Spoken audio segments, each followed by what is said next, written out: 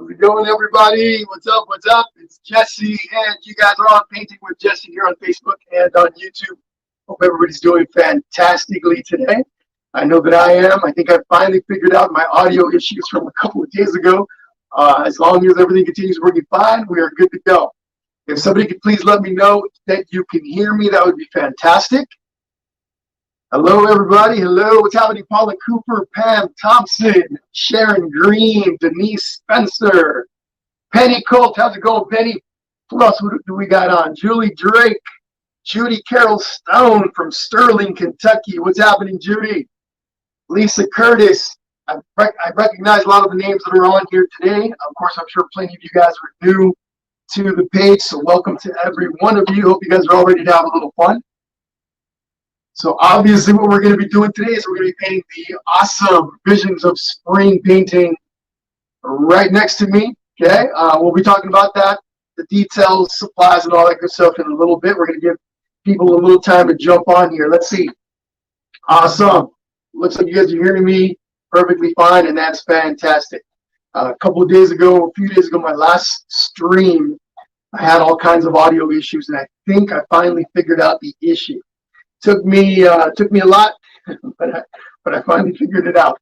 I'm kind of tech savvy, but sometimes I don't know. But anyway, I'm happy to be here. Hopefully, you guys are all ready to have a good time because that's what we're going to be having today. As we're waiting for people to get on, I'm going to talk about some of the events that are coming up here in March. Today's event is the last event for February. I'd hope to put in a couple more events before the end of the month, but it doesn't look like it's going to be possible. The events, each one of these events takes a lot of prep work. There's a lot of things to put together. Of course, there's the painting to create. I got to set up the event page on Facebook, get all the details out. There's a lot of work behind the scenes. So I wasn't able to come up with anything for the end of the month, at least not with enough time to get you guys ready to go. But here are the events that are coming up in March. Okay, we're going to be starting off. For those of you that are into Dr. Seuss books, for those of you that are interested in Dr. Seuss, give me 1 second while I pick up these canvases. March 2nd, for those of you that don't know, is Dr. Seuss's birthday. That's Tuesday, March 2nd. I'm going to be teaching you guys, I'm going to walk you guys through the step-by-step on this awesome cat in the hat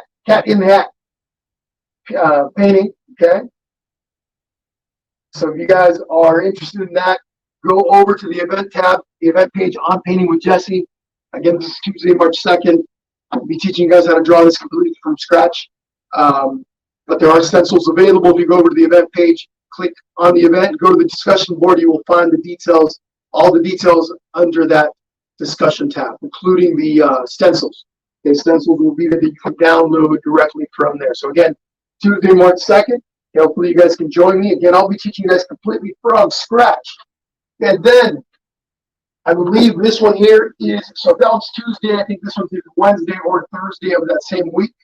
Okay, this little spring Easter bunny painting, same deal. You guys go over to the event tab, go to the discussion board, and you'll see the stencils. I created a little stencil for the rabbit and a stencil for the pot. Okay, so then we've got this awesome St. Patrick's Day Gnomies, another gnomes, but I'm trying to, a little play on words, my little gnomies. So anyhow, same situation. I believe this one's Saturday, so March 2nd is a Tuesday. This one will be the following Saturday. Teaching you guys from scratch. Stencils are available under the discussion tab. Go over to that event page and you'll find the details there. Okay? And then, what's next? Oh, this one's a surprise one. I don't have the event up for this one yet. Lots of you guys have been asking for me to do a painting on horses. A bunch of you guys have seen the painting that's behind me. It's not in shot right now, but there's a painting behind me on the wall with a pair of horses, kind of they're nuzzling, right?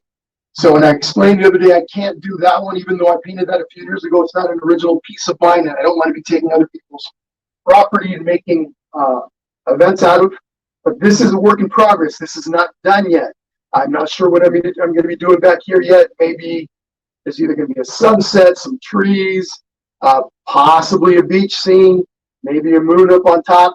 So for those of you that have been looking for a horse painting event, here it comes. I don't have the date on this one yet, so be on the lookout for that.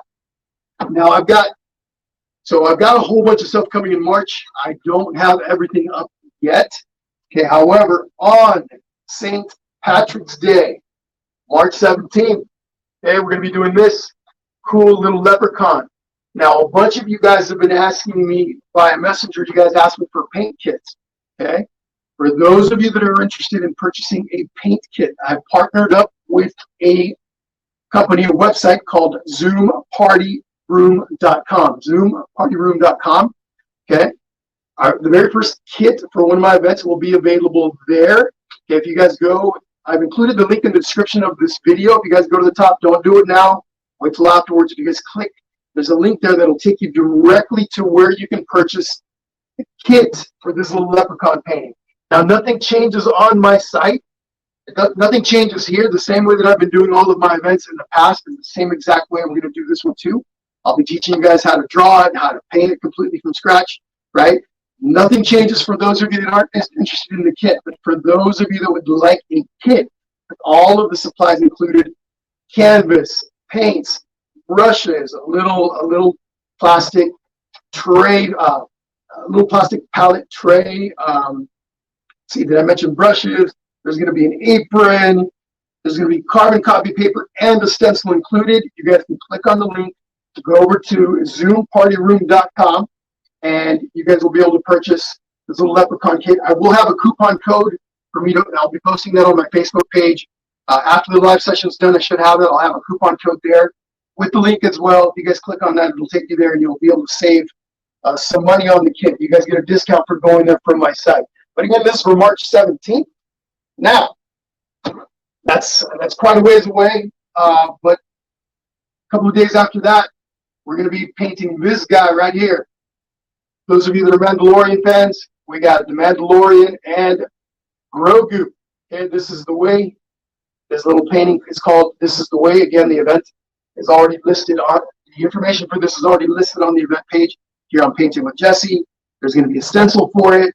I do believe we're going to be making a kit available for this also. And the kit, as you guys already heard, same thing as with the Leprechaun, it's pretty complete. I'll have a coupon code for this later. I'll explain all that later on. Okay, but again, this is so March 17th. I believe this is Friday, March 19th. Okay, so more information to come later. I'll talk about it again some more later on. But it is 3 o'clock. Look at that. Time flew by, and here we are. Okay, again, as I always mention, do not click on any links in the comment section. Spammers like to jump on here and try to lure you guys away from this site. The event happens here on Painting with Jesse. Our session today is going to happen right here. It's also going to be simultaneously broadcast to YouTube. Okay, so we've got both Facebook and YouTube people on at the moment, right? We're broadcasting to both. But we're going to get moving. We're going to get moving here pretty quickly. Okay. So first, let us talk about the supplies that we need for today. Colors. Let's start with the colors. So I've got my colors separated into two different plates. My background colors, and you guys can change everything up on your painting. Whatever you guys want to do, feel free to customize. Feel free to get creative and do something different. It's entirely up to you. My background is going to have a mixture of white, and then I've got a couple of greens on here. I've got a little bit of a lighter green and a little bit of a darker, glossier green. Whatever colors you guys have will be just fine, so don't stress. All of this information is listed in the description of the event, right? If you guys got a chance to see, these are the colors that I was talking about. You guys probably can't see it, but I have a little tiny smidge of phthalo blue right in this little corner. I'll be mixing all these colors together to create the background. Now we're going to make the background first. The background gets put on the canvas first, and then we're going to draw the birds and the branches and everything else. Okay, so the birds will be done in pencil. I was going to do it in chalk, but I think I'm going to be doing them in pencil. They will be drawn over the background. Okay, so just so that you guys have that in mind. Now, the other colors that I'm going to be using, I've got them on a separate plate. I've got my dark blue. I'm going to be mixing the same phthalo blue with a little bit of white to create the color for the blue jays. Okay, I got some black. I've got some white also, right? We're going to be using that on the birds, obviously.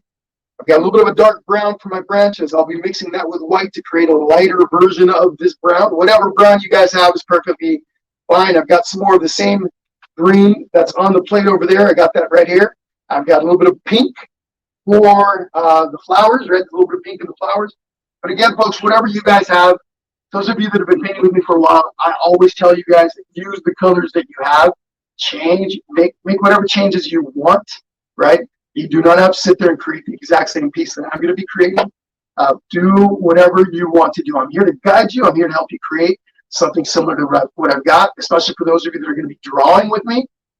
If your painting doesn't look just like mine, do not stress out. I promise everything's going to turn out perfectly fine in the end. Okay? So I do use paper plates, or in this case, I'm using styrofoam plates. I try to not use styrofoam plates, but I ran out of my paper plates, and I still have an old stash of these guys that I've got to go through. But I do use paper plates or styrofoam plates for palettes. This is where I mix my colors, so I always have a few of these handy. Okay, as far as the brushes are concerned, and you guys will get a better close-up once we actually start painting. As long as you guys have something kind of similar to this, I don't want you guys stressing. I've got a 1-inch flat brush. This is going to be what I mostly do for the background. I'll be using that for the background. 1-inch flat brush. If you've got a 2-inch, if you've got a 3/4 of an inch flat brush, you're perfectly fine. Okay, there's that. I've got my 3/8 angular brush.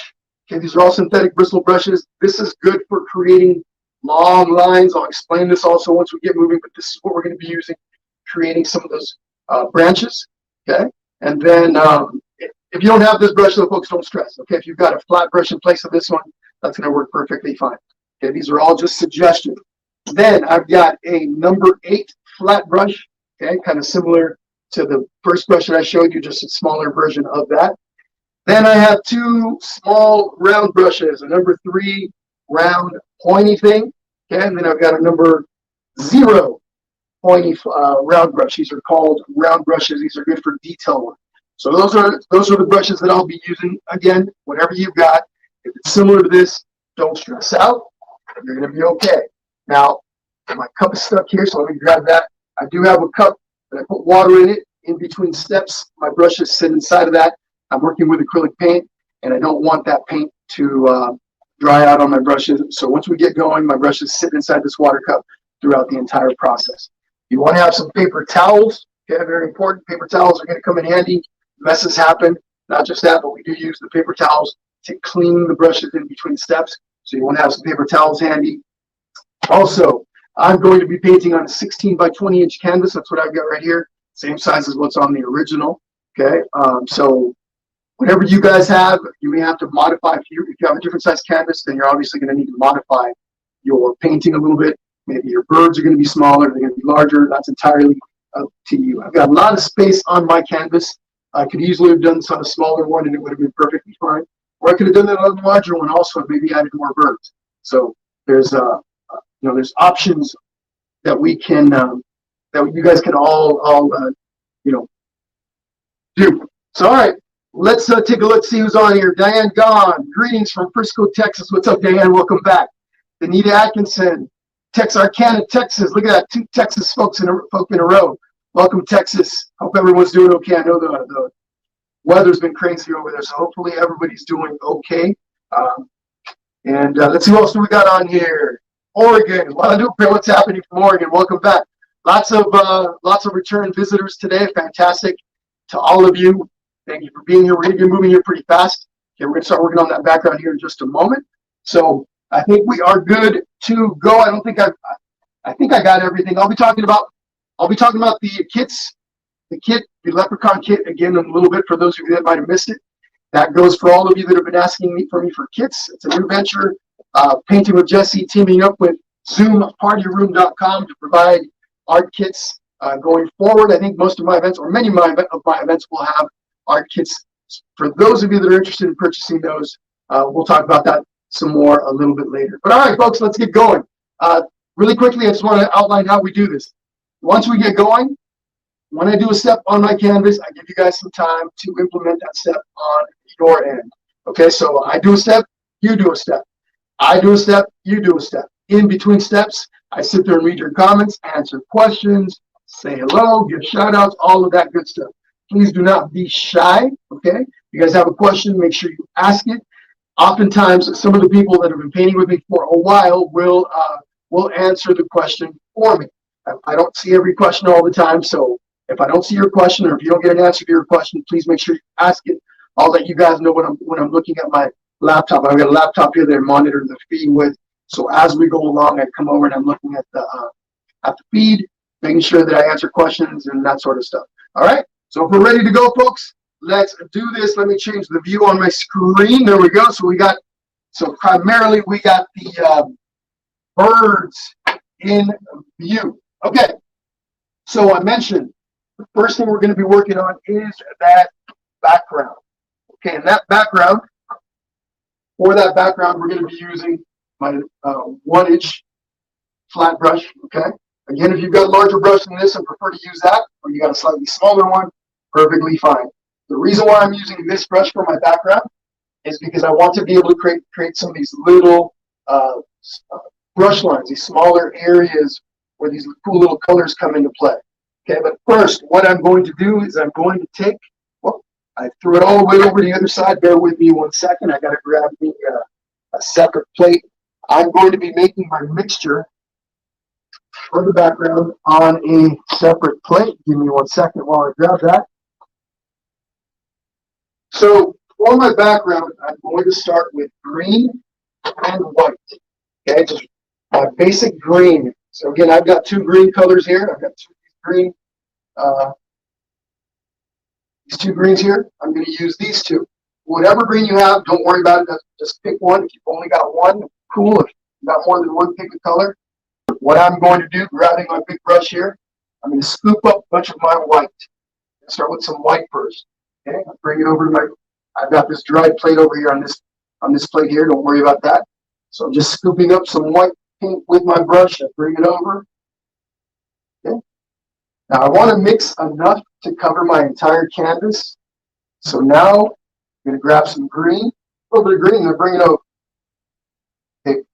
My background color is primarily going to be a light or lime green. Okay, so here we go. I'm mixing this color. Now, this mixture that I'm making does not have to be perfectly and completely blended. What I mean by that is if you've got some streakiness in the paint, that's perfectly fine. Okay, I have some areas that are a little lighter green, some areas that are going to be a little bit darker. That's perfectly fine. What you want to do on this step, though, is you want to mix enough to cover your entire canvas. For those of you that have been painting for a little while, you kind of eyeball it. But for the most part, you know you've got enough. For those of you that are new, one thing that I would recommend, you need to mix a really large batch so that you make sure you have enough. It's better to have more than not enough. If you are going through your painting and all of a sudden you run out of paint, you got to mix some more. Sometimes matching your colors can be a little tricky. So make sure you eyeball it, but mix a lot of this paint. I just introduced a little bit more green in here. I'm going to do that one more time. So again, all I'm doing right now is mixing my background color. Once I've got the color that I want, again, it's kind of swirly. Not sure if you guys can tell, but there's different shades of green in there. Here we go.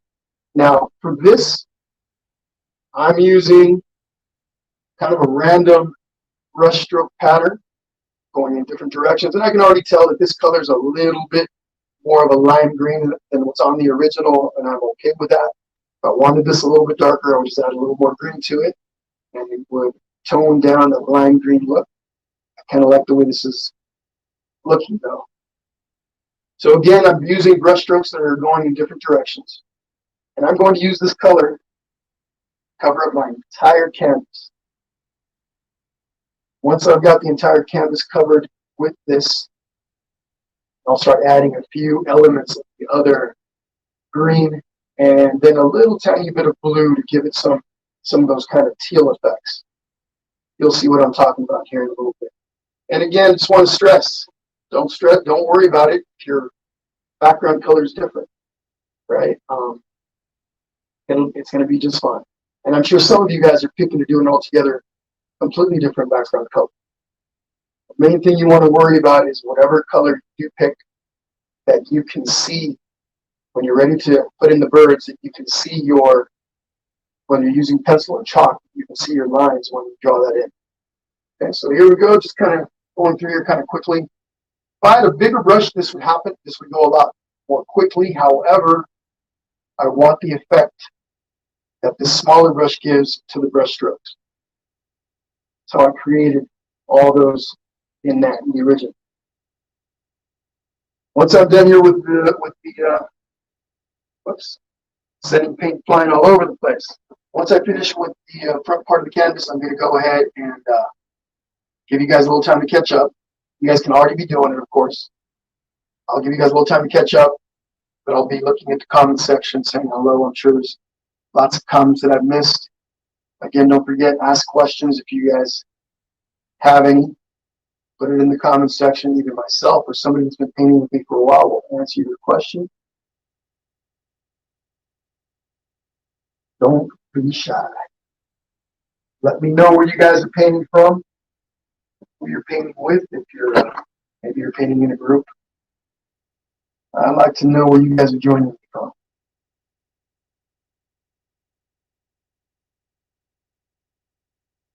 Then, of course, one of the most common questions, actually the most common question that will come up is, will this video be available afterwards?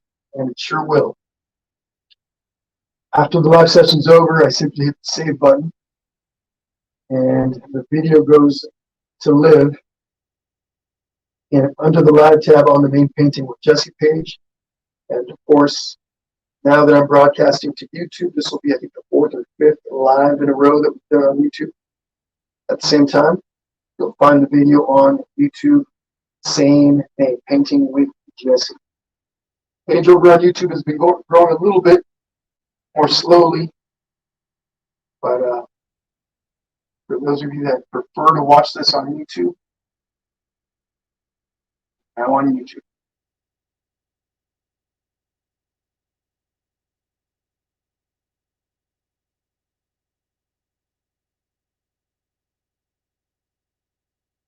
Toughest part of all this, of course, is going to be the birds, even if you're using stencils. That's the trickiest part for most of you.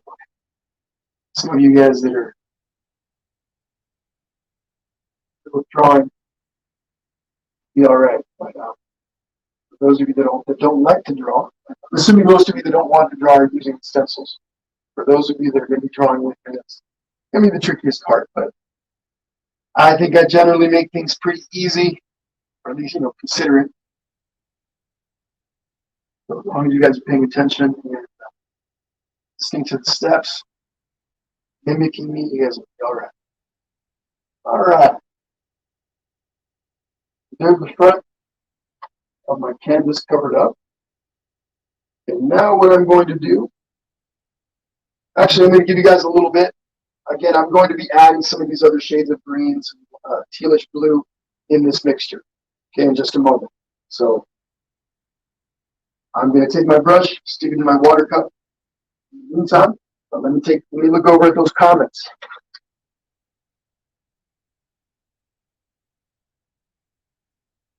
All right. All right, everybody. Here we go. Cool. You can see I'm using my phone to monitor the feed at the same time, and it kind of gives me ideas to what you guys see. And then I'm over, because I'm on Facebook, I'm actually using the phone to monitor Facebook, and then I'm using my laptop here to monitor my feed on my streaming software, where I can see comments from both Facebook and YouTube. All right, let's get down to the bottom. What's happening, Laws? Page all the way from England. What's happening in England? It's got to be pretty late over there, if I'm not mistaken, because of the time zone. Okay. And then Noreen Mendola. What's happening, Noreen? All the way from Buffalo, New York. Welcome to the page. Judy Spicer. Hi from Canada again. Going to watch first and paint later. Thank you, Jesse. I love painting birds. You got it, Judy. You're very welcome. Thank you for being here. Fantastic. Here we go. First birthday. Looks like Paula Cooper says, happy belated birthday to Jeannie Smith Scarborough. Happy birthday, Jeannie. Hope you had a good one. What's happening, Hannah Herrera? Welcome back. Lots of repeat visitors to the page, and that makes me super happy. Tells me that we're doing something right here, so that is fantastic. Let me see if I can adjust the camera a little bit so that we can get maybe a better shot of everything. That's a little bit better. There we go. There's more of everything in view. Sharon Wagner Elliott from Indianapolis, Minnesota. Wait, Indiana. Sorry, I lost your comment. Moved out of the way as I was reading it. Indianapolis, Indiana. Indianapolis, Minnesota. Yeah, no. Indianapolis, Indiana. Welcome. And then Brenda says she is, wait, sorry, where did I see? Oh, Law's page. So 17 p.m. in England. Awesome, Laws. Okay, cool. I like it. But all right. Let's see. Danita Atkinson says, first time seeing you, Jesse. Hey, hey, hey. Hey to you, Danita. All right, everybody. So here we go. Same brush. I'm pulling the brush out of my cup. There's lots of water in there, so I'm just going to clean it up a little bit and remove some of that excess paint. What I'm going to do now is the same mixture that I created that background with. I'm going to add a couple of things. A little bit of this darker green. Now watch. I'm not going to do this. I'm not going to take and add this green everywhere. I'm just going to pick a little spot over here, let's say, for example. Mix it in a little bit with some of that background. Now I've got a darker paint on my brush. I'm going to come in here. This is just kind of random. Just go through and I use a little bit of paint and I spread it around. Okay? Spread it, spread it, spread it. Just going to pick a few little spots here and there. There's a randomness to this. I didn't take a calculator and measure exactly where I'm going to put these spots. I'm just kind of going through and randomly adding some of this deeper colored green just to offset some of that lime green that I've got back there. And watch what I do with my brush. I'm holding it back here towards the back end of the handle. I kind of spread this paint around. I help move it around a little bit. As I move it around, it spreads and blends in with the paint in the background. Okay, it's all still pretty wet. Right now, I haven't dipped my brush back into the paint. I'm just moving the brush around. The very little paint that's on there begins to spread in with that background. Look what I'm doing. Just going through some of the spots that I've already put on there. By painting over the top, I can manipulate the paint, make it go in different directions. Okay, kind of like that. And again, everyone's painting is going to be a little different. Don't sit there worrying about trying to match me brush stroke for brush stroke, spot for spot. Just kind of eyeball it. Look at your, give me 1 second, folks. I thought I put I'm using my phone for this, and I thought I put it on silent.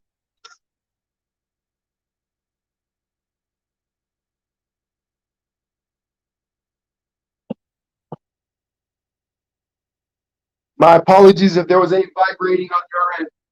My phone should be on silent mode. I shouldn't get it receiving a phone call.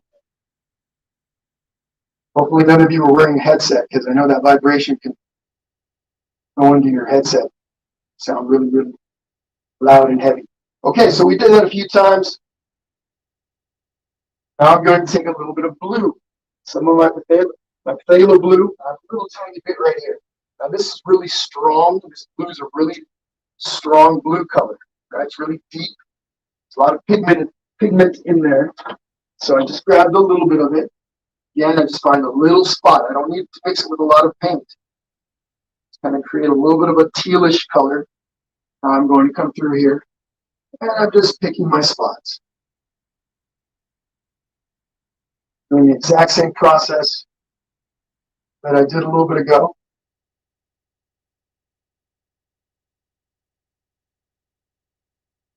I'm using just the very tip of my bristles here. Kind of a light touch. Same spot over and over. Kind of push it in different directions. Again, the paint underneath is still somewhat wet, so the two colors will begin to blend a bit. Now, if you're wanting to add some lighter colors to your paint, then just mix in a little bit more white to it. Lighten it up a little. There's no right or wrong. Once we add the branches and the birds and everything, all this color that we're adding right now falls away a bit. You don't notice these as much. They go away. It's almost like you zoom away from this, kind of like with a camera when you do a zoom and something's in the foreground, the background kind of fades away a bit. Exactly what's going to happen when we add our birds and the branches and everything. So now what I did is I just took a little bit of a lighter section here where I've got more of a lighter lime green, and I'm just going to kind of go through and add some of these lighter colors, or this lighter color.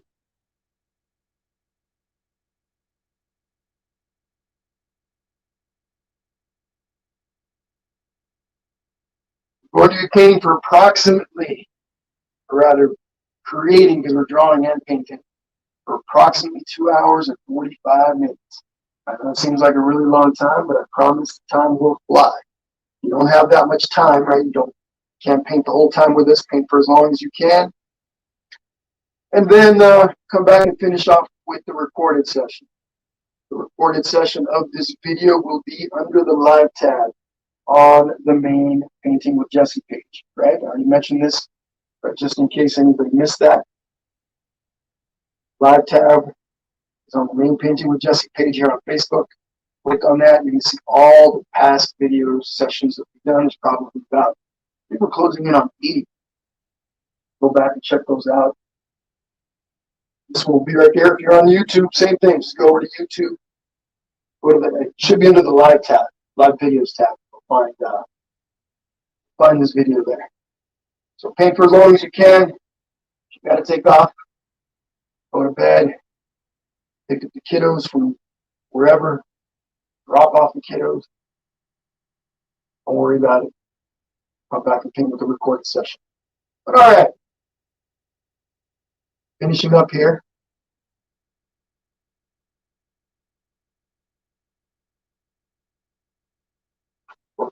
There's a bit of randomness to what I'm doing. There's not a whole lot of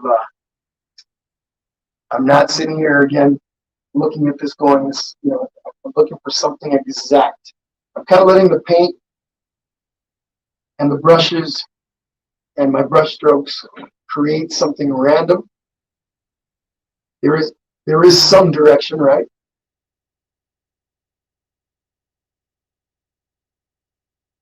Take a little step from time to time, take a little step back, look at your piece from a little bit of a distance. Gives you a better view so you're not sitting there with tunnel vision. Sometimes I think the biggest thing when we're too close to the painting, we develop a little bit of a tunnel vision. Take a little step back, look at your painting from a distance, see where you need to make corrections. And I think I'm pretty much where I want to be. I could come in and add more of this light lime green that I was using a moment ago. Kind of blend it in a little more. But I can always make adjustments to this later. Once I've added the birds and everything else, I could go in there between the birds and around and add more color if I want. I think I'm good for now, so I'm going to give you guys about 2 minutes to get caught up with that, and then we move on to the next step. Okay? Everybody say hello to my wife, Erica. She's on here helping monitor the live feed. She's on here, and you'll see her, Erica Rubalcaba Mendivil. She just posted a comment. I think she posted the link to YouTube. So somebody must have asked for the link for YouTube. But anyway, she's on there, so if everybody can say hello to her, embarrass her a little bit. One day she's going to join me on a live session, so you guys can all meet her. Anyhow, she's at home. I'm in my studio. With technology, you can go and, right? Be on the same live feed, working together, but in different places. So that's pretty cool. What's happening now to Lynn Smith Bowen from Florida? What's happening out in Florida? I hope you guys are all doing fantastic out there. Let's see who else. Loretta Erdman.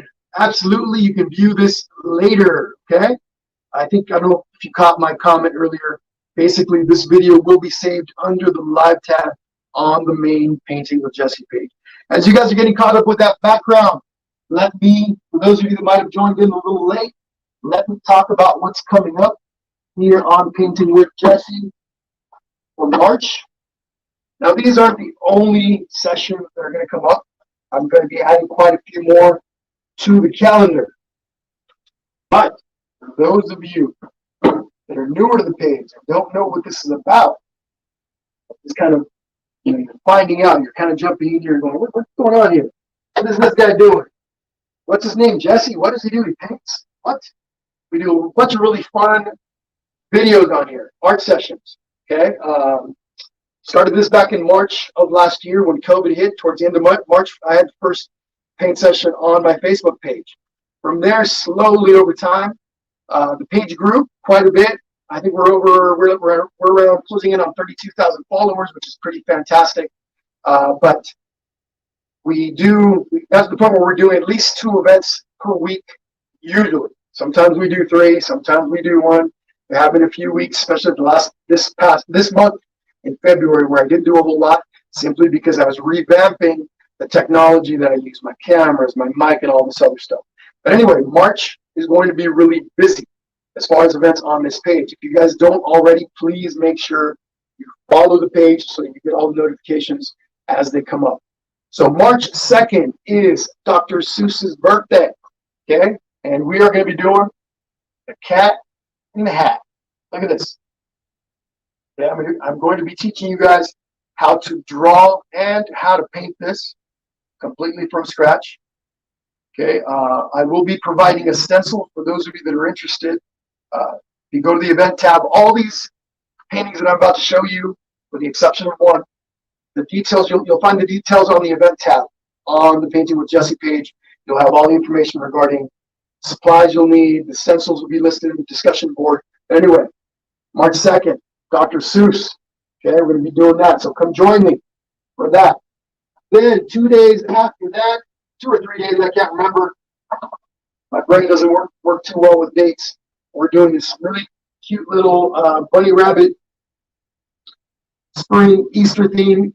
If you don't want to do the Easter eggs, you can remove them, and it'll just be a bunny rabbit Easter theme.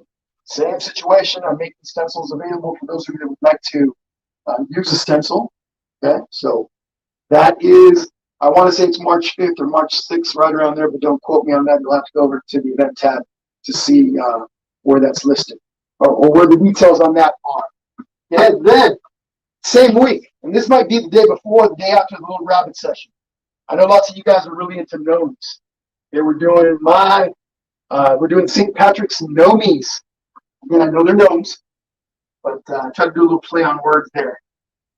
My St. Patrick's gnomies. So if you guys go again, that page, you'll get all the details. So this is around March 4th, 5th, somewhere in there. All right, starting St. Patrick's celebrations early. Now, lots of you have asked me for a horse painting because you guys have seen the horse painting that I have on my wall back here. I'm making something similar. Okay, this one's not done yet. This is a work in progress. I'm not sure what I'm going to be adding to this. Either a sunset in the background, a moon, don't know yet. Trees down here. They're really nice, maybe silhouettes, trees in silhouette. But we're going to be doing this piece sometime in March. I don't have a date for this yet, so be on the lookout for that. Okay? We'll talk some more a little bit later about what's happening on St. Patrick's Day and in between. All right? Okay, guys. So, yes, Diane. Yeah, everything. Yes, everything that I do on here, for the most part, everything on here is freehand. I do teach you guys how to draw everything freehand. However, for those of you that don't want to draw freehand, you want to use a stencil, I do provide a stencil for that. All the details again are under the description in the event page for each painting. You'll see the description. In the description, you'll find all the details, including the stencils. But all right, now my background is pretty dry. I didn't have to take a blow dryer and dry it. You could, if your background isn't dry enough to draw on. One thing I recommend, this was listed in the supplies list. You can take a blow dryer and simply take a minute or so and you'll dry the background pretty quickly. But mine's pretty much dry to the touch because my studio is a little on the warm side today. Also because I didn't water down the paint and because I spread it. There was a lot of spreading involved. It thinned out the paint and so it allowed it to dry much more quickly. So what we're going to do right now, and I've got to be careful because I don't want to knock down my setup here. We're going to start with this big branch right here. Okay, and I'm going to do it really quickly in pencil. All we're going to do is a nice little line for the top part of our branch. We're going to draw the branch against a nice long line that will represent the top part of the branch. We need a place for the birds to sit on. So what I'm going to do, if I didn't mention at the beginning, you do need a pencil, and I must have dropped it because I had it here. It's on that side. Give me a second. You're going to need a pencil or a piece of chalk or something to draw with. Okay. I like to use chalk. I like the way chalk allows you to erase very easily out of my dark pieces of chalk. So pencil it will be. Pencil is just a little bit more difficult to erase, but you can erase it. Draw something, you can come in here with your eraser or a paper towel with a little bit of water, wipe over the top, and you can erase. When you draw with pencil, make sure you use really nice light lines. Those light lines are easier to remove. This is a basic number 2 pencil, nothing fancy here. What we're going to do is we're going to lay down that first branch, like I mentioned. And what I'm going to do is I'm going to start wherever your birds are going to sit. Your birds can sit over to the right. They can sit a little higher up. Maybe one bird is on a branch over here. Other bird's over here. That is entirely up to you. But if you're going to be drawing something similar to me, again, all we want, somewhere over on the left-hand side. So this branch sits a little bit, supposed to take a line across the middle of my canvas. And I go up, so the middle's about right here. If I go up a little bit, that's where that branch will be. So about right over here, get my fingers here on the side. I'm just going to come up a little bit, come over to the side, and again, I'm drawing the line for the top part of my canvas, top part of my branch. Take a line that drops down like this, comes over. I'll give you guys a close-up in a moment. Comes over, and then all the way over to the edge. Nothing fancy here, folks. I'm just using my pencil to create a line for the top of my branch. Now, when I start to draw the birds, I'm going to zoom in real tight so you guys can see every one of my pencil lines. Okay. For now, all we're doing is drawing the top edge for that branch. So you guys got about a minute. So my line goes like this, goes across like this, dips back under, goes up, and then over. Real similar to what I did with this. And it's this top edge that I drew in. Comes over, goes across, goes up a little bit, and then over. So down, comes across, up, and goes back out. Yours could be a little higher, yours could be a little lower. Either way is going to be just fine. Okay, I did make this line nice and light. Okay, so next thing I'm going to do, I'm going to actually come across camera here a little bit because I want to turn this canvas towards me so I can get a better view. We're going to start with this bird right here. We're going to draw the bird on the far right first. Okay, so I'm turning that towards me. I'm also going to take this canvas and turn it towards me a little. Like I said, I'm going to give you guys a nice close-up of my bird that I'm drawing. So let me zoom in on the camera. Second.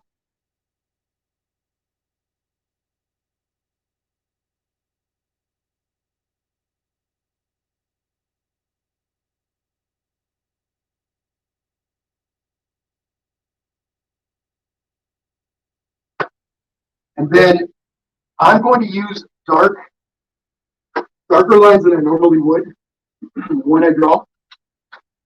I'm drawing this by myself. Nobody's around. I'm not trying to, I'm not demonstrating anything to anybody.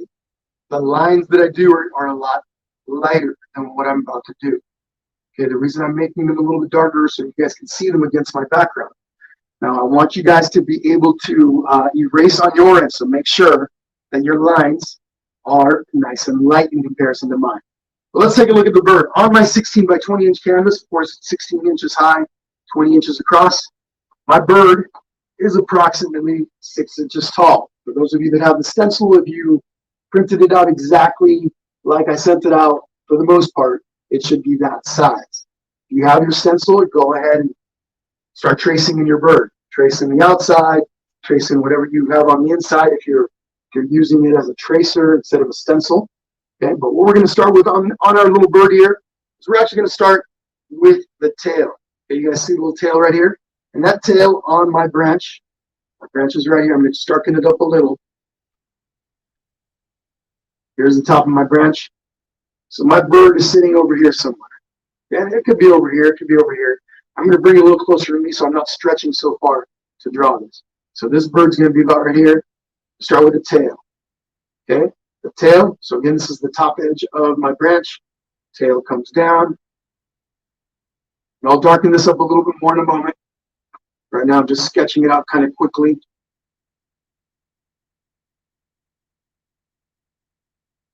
Watch how I hold the pencil. There's nothing fancy about this.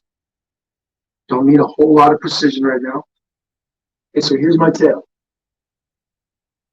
Okay, now that I've drawn it, I'll take a look at it. I like what I have, so I'm going to go ahead and darken it in so you guys can all see it. And it doesn't have to be an exact match to the original. Again, I want to emphasize that. So you guys aren't sitting there stressing out trying to create an exact bird. So this right here, this part of the tail that I drew, maybe comes up about an inch from the top edge of my branch. It's eventually going to be my branch. Okay? So there's that. Okay, let's start with that. You guys got about 30 seconds.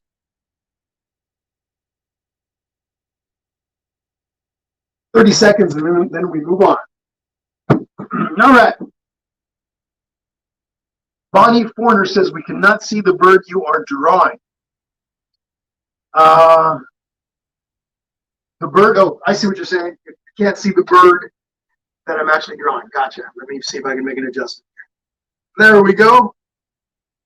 Bam, how's that? Thank you. Thank you for letting me know, Bonnie, and everybody else who might have mentioned it.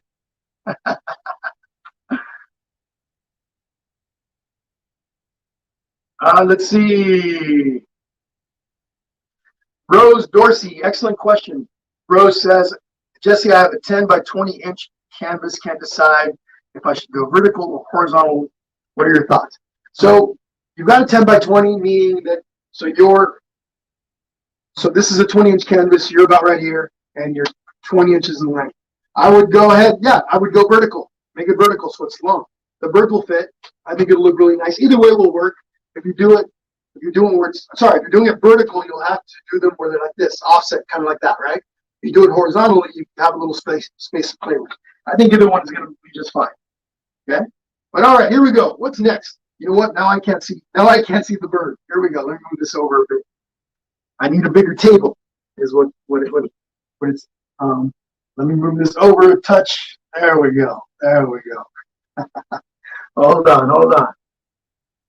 All right. I think we got the bird that we're drawing in view. And as long as I can see it, you can see it. Here we go. Next step. Okay, so right about right here. So here's our tail right about right here. Just going to draw the line that comes out. That's right there, right above that leg. Okay, little line that comes out like that. And I know in a moment, when I start coming over this way, the bird's going to get lost a little bit, but I'm going to zoom out. Actually, let me do it now. I'm going to zoom out just a little bit.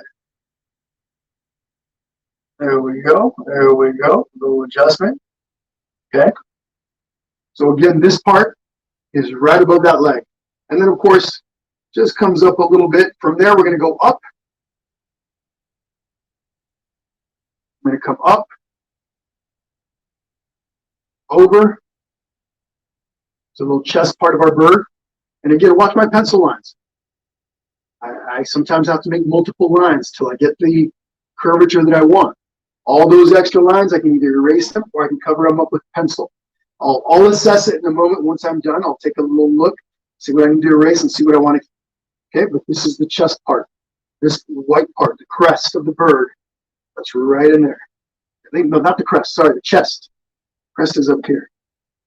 Oh, just get your bird lingo correct.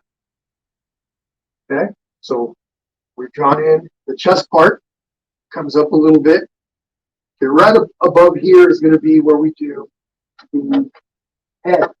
Okay, so that head, before we actually start with the head, just keep in mind I'm stopping this part right here, right below the beak.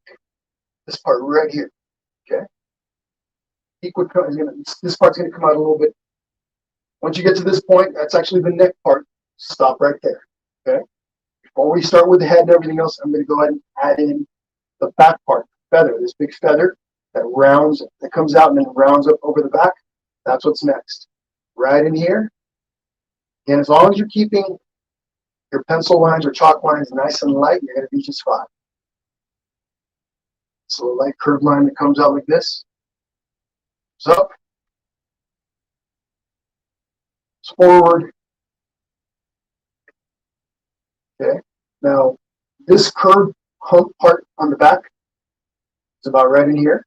Okay, and that lines up with about the chest part of the bird. This lines up with this, approximately, right? Now, if it's sticking out a little too far like mine is, you simply erase it and do it again. And yet, because I'm using really light pencil lines, this is not a problem.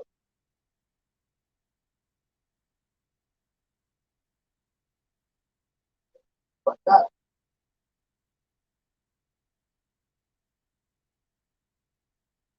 Now, let me go. I'm going to go ahead and darken these up with those so it's easier for you to see them.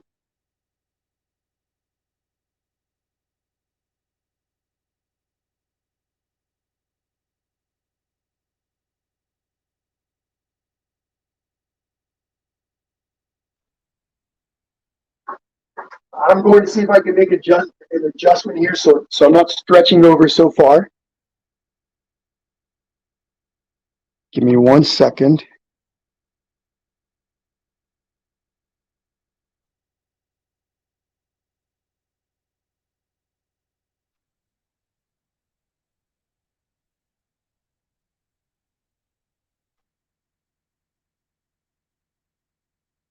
There we go. Makes it a little easier for me to get close to my painting. You guys still see me?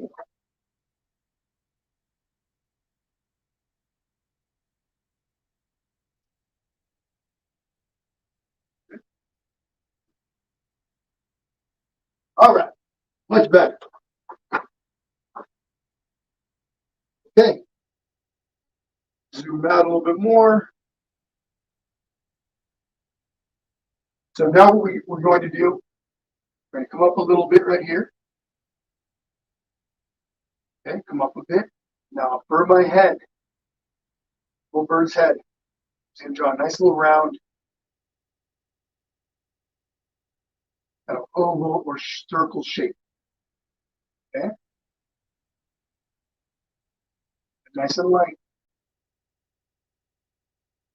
Once you've got that, you're going to come down in the front. Okay, that's this part right in here. Come down into the beak a little bit. Forward. Up.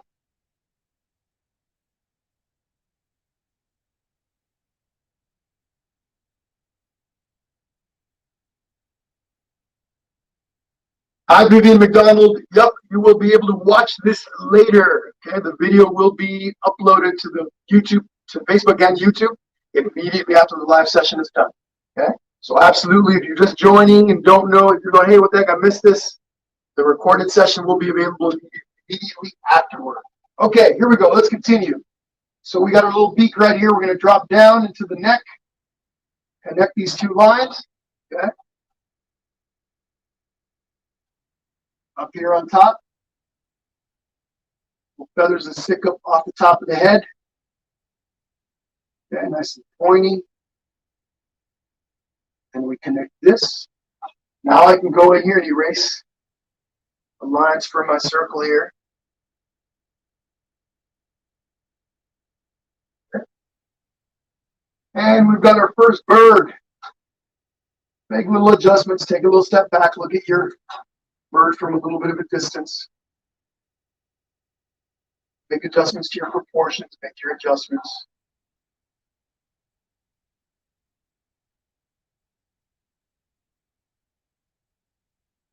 Nothing to it. You guys a little close up to my bird. Yeah, look at that.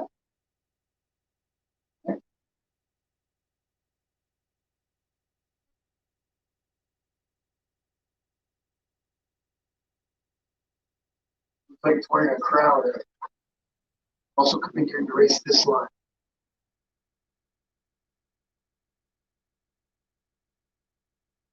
Okay, just like that. Now I can go in here and start making little corrections to my pencil lines. All these little extra lines that I drew in here, the ones that I don't need. Nice and easy. Now we're going to be painting over this, right? So the paint will cover most of these lines, especially because we're going to be using some white. Sometimes those lines will, you can see them through the paint. You want to remove them as much as you can. Okay, so do a little bit of erasing. You don't have to have a completely perfectly erased line, so don't see any of it. As long as you remove most of it, they're going to be okay. So there's our first bird. Okay, as far as the outline is concerned, we're going to go ahead and start adding some detail to the inside. So here we go. Let me zoom in a bit.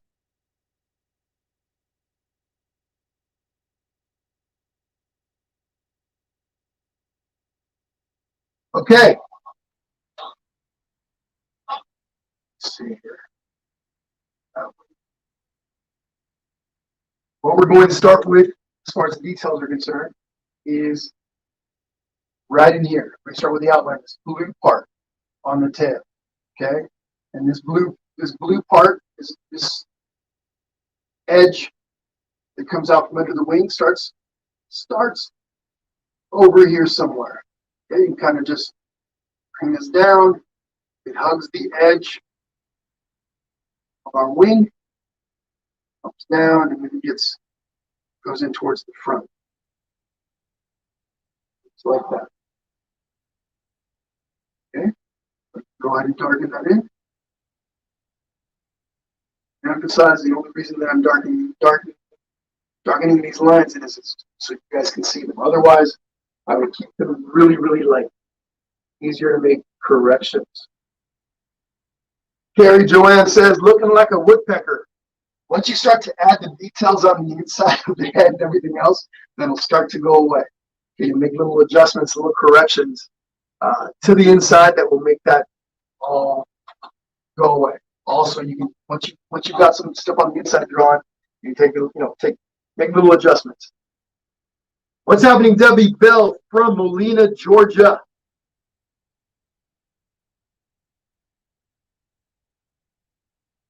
Here we go.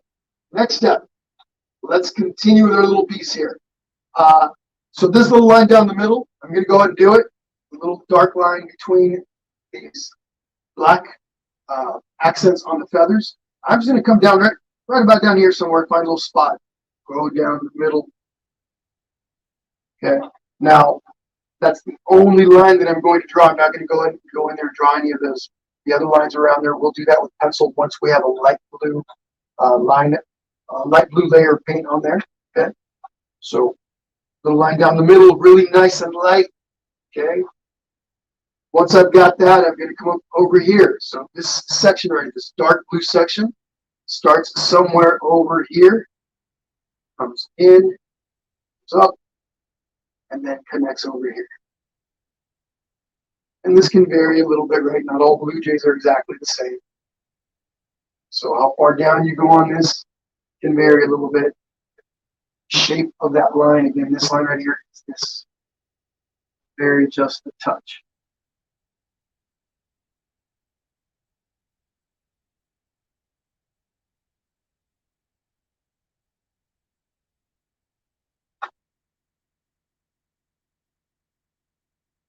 Bear with me a second. I'm going to make an adjustment to my camera.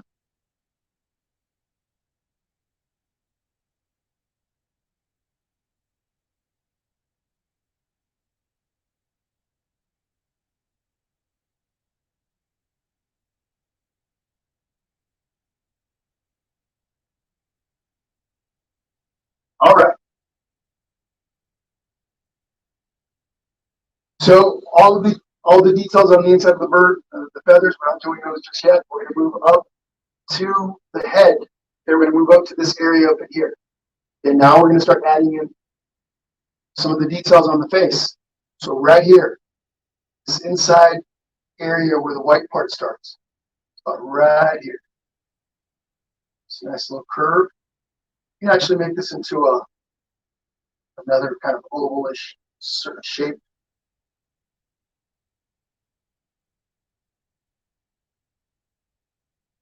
Your little starting point will be erasing some of these lines. Okay. Once you've got that in the center, you can add your little eye.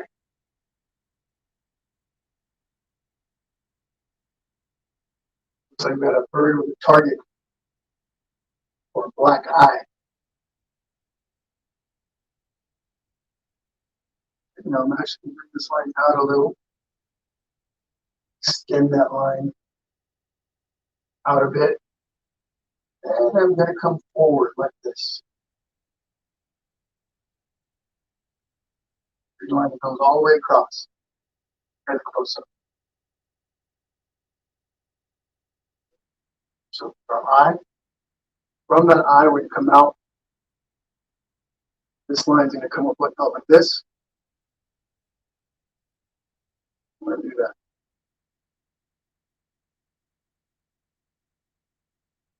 So this is all going to get covered up with paint. Don't worry too much. We're just creating the design on the face of our bird. Now, right in here.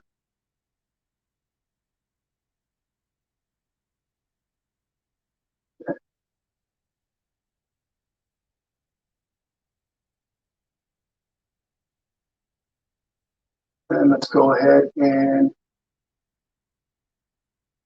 bring our beak up like that. And once we add paint to all of this, it's going to make a lot more sense. So don't stress about this too much. Let your brain relax a little bit. Right here from the bottom of the eye, we might have to adjust this a little bit. Draw another line that comes out and next to the beak. All of this is going to be connected, right?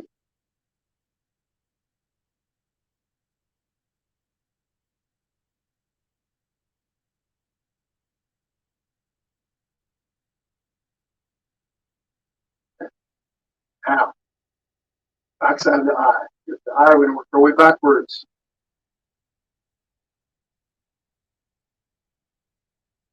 Extending this line here across to the other side of the eye. Up a little bit, back out to the back of the head.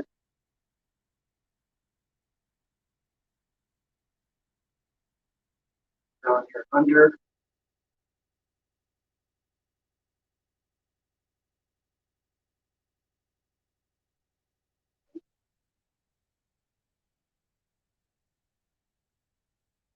From there, simply take this line, bring it down towards the front of the chest. It's tricky doing this standing up.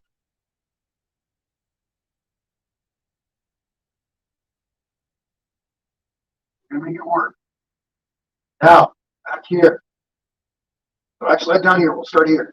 Come out like this, comes up a little bit, and then it goes back to the back of the head. Don't stress too much. Just create something like this, and you're going to be fine. Don't stress. Again, all blue jays look a little bit differently. There's not one exact pattern to all blue jays. So as long as you got something kind of similar to that, you're okay. When you're done with this part, I want you to take a look. Take a look at the feathers on the top of the head, crown on top, and then just adjust it if you need to. Like I make them a little less prominent on mine. So stick out a little less.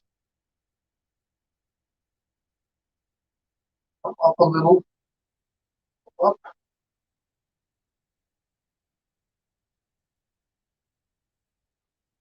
And I'm just fixing the top of the head.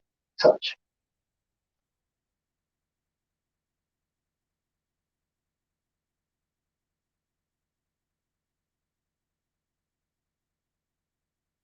very last thing that we're missing, as far as what we're going to add with pencil, for now anyway, is the little foot. The foot right there. This from here. If you need to adjust this a little bit, so maybe you have a lot of space in between the branch and the foot, you can bring the branch up a little bit higher. Okay, you can just raise it up a little, or you can bring this down. I would recommend bringing the branch up just a bit. Again, if you've got lots of space between your foot and the branch, so I can just kind of do this. Make a little adjustment to the branch, just a touch, bring it up a little higher. Now there's less distance from my foot to have to move out to. So all I'm going to do is this. I'm not putting in the toes or the claws or anything like that. Whoops, where am I? Yep, right there. Just that's where my foot's going to be. That's where it's going to connect to the branch. Eventually, I'll come in and finish that off with paint. Take a few moments to assess your bird. Make sure you've got everything on there. I know it's a little tough if you're drawing it with me. Don't stress out. Again, just relax. Have some fun with this. You can always come back and do it again for practice if you didn't like how the first one comes out. Okay? Enjoy the process. If you're learning a little bit of drawing and painting, if you're newer to this, and if you've got some experience, well, you're just refining your technique. So I'm taking a little step back and assessing my bird. What I will do here is I'm going to bring this wing down a little bit further out. I want it to stick out, come down a little bit further, and stick out a little further out. So here, I'm going to drop it down a little bit. So this line here, I'm going to adjust this. Just going to bring it down a little bit. Don't feel like the wing is long enough.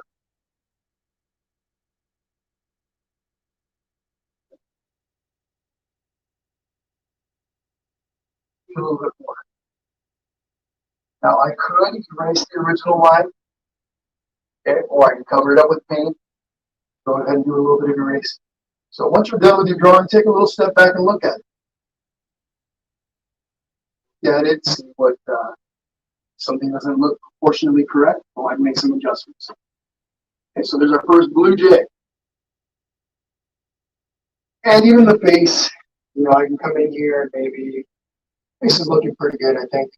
If I need to make adjustments, I'll make them with the paint. Maybe this could be a little narrower, but I think we're good. Okay. Take about a minute or two.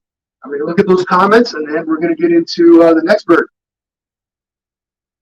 Yep, here I'm going to zoom out a little bit. Somebody's asking for the branch part. Okay. So here's the branch, top of the branch. Just going to darken it up a bit now. Again, this is the top of my branch. Goes out, goes up. Of course, it gets lost behind the bird. I'm going to go and erase this line. And then it comes out on the other end, goes back down, goes back out. Okay? All right. See, Droge says it looks like a Simpsons bird with big eyes. Yeah. What's that one bird? There's a bird, the Potu bird, P-O-T-O-O, I think it is. If you guys ever never seen that bird, when you guys get a chance, look it up. That is one weird looking bird. P-O-T-O-O. I think I got that right. One of the weirdest birds I've ever seen in my life. Might be the weirdest bird I've ever seen. Actually, I've never seen it up close. I've seen videos and pictures. Things are pretty crazy. Let's see. What else we got?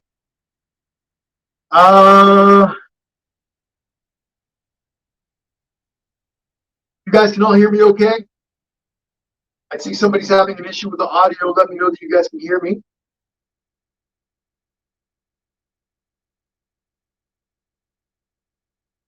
Tracy Seidel says, how would you make me hummingbird? Tracy, you're asking a tough question there. I'll give you an example of a hummingbird. Okay, here's a hummingbird. I don't know if you can take a screenshot. You can take a screenshot of if you're doing this on your phone or not sure, but there's an example of a hummingbird. We're not going to walk through the steps on that. But we did this one last year. For those of you who might be interested in doing this one, go over to the live tab. This one's listed You gotta go back a ways, quite a few months. I think this was sometime in May, maybe. But if you guys want to do a hummingbird instead of a bird, instead of a blue jay, there's your hummingbird. Okay, but okay, Penny, fantastic.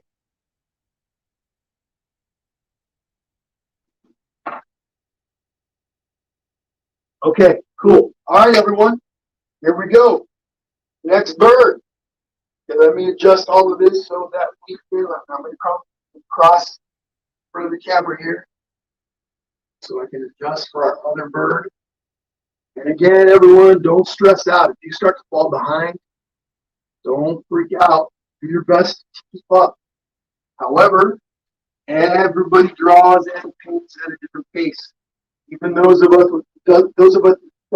with lots of experience can be slow, or we can be really quick. It just depends on different things, right? So, don't want you guys stressing out about you start to fall behind. Just know that if you do fall too far behind, you'll probably end up finishing with a recorded session. Do your best to keep up, but I don't want you guys rushing. I don't want you guys stressing, rushing, going, oh my gosh, Jesse's way ahead. All right, just zooming in a bit to the area where I'm going to be drawing our other bird. Of course, this other bird's going to be over here somewhere. Okay, and so this one here could be a little bit smaller than that. It does have a smaller profile than the original. You're drawing this freehand. So it's going to be about over here somewhere. So just kind of eyeball it. Mine's going to be over here. I might even make it a little bit closer to that so I have less of a difficult time keeping it inside the camera shot. So let me go ahead and zoom in a bit more. I think we got it. Here we go. Okay, same thing. We're going to go ahead and start with the tail. And the tail here is probably about 3 inches. And this tail, you could actually use the top of the branch. You know, I'm going to make a little adjustment here. I'm going to straighten this out a little bit more. I don't want such a prominent angle right there. Make it a little bit more subtle. And just to match the position of the bird a little bit better. So you could, the top of your branch, you could use that as a reference point to where the top of this bird's tail is going to start. So about right here. That tail, let's say, we'll put this bird about right here. So starting with the far side, it's going to come down. Again, nice and light. It's almost like we're drawing a rectangle, except for the edges or the corners are a little rounded. Goes back up. Goes up like this.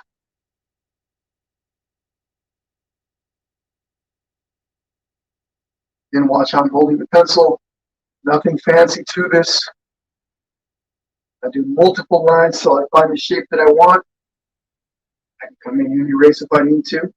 Right now, that's pretty good. Might have to make an adjustment later, but for now, that's what we've got. Okay, let me darken this up a touch. And yeah, we have the right bird in view. All right.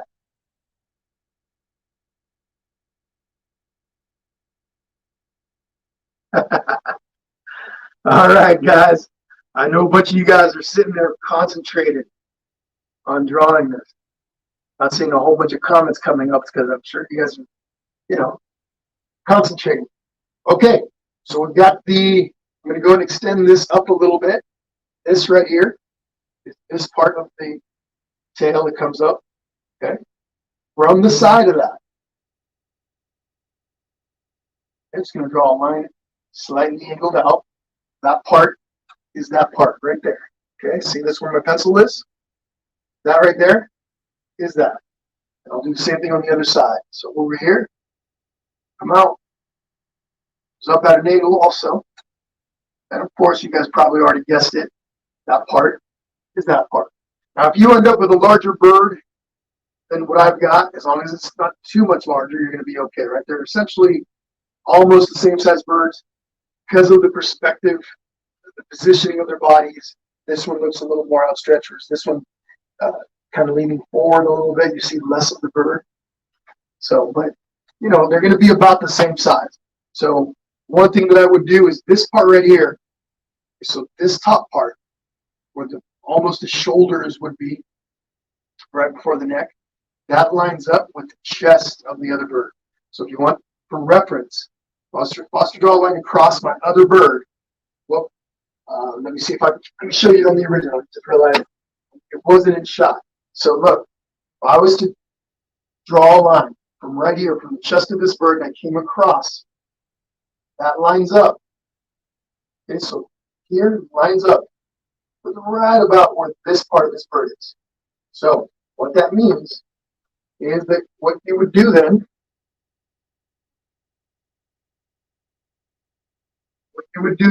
as a reference, draw an imaginary line across here like this. Okay, like let's say about right here. Really nice and light. Now we have our reference point for where all this right here would begin or end depending on where you start. So what I'm talking about is this.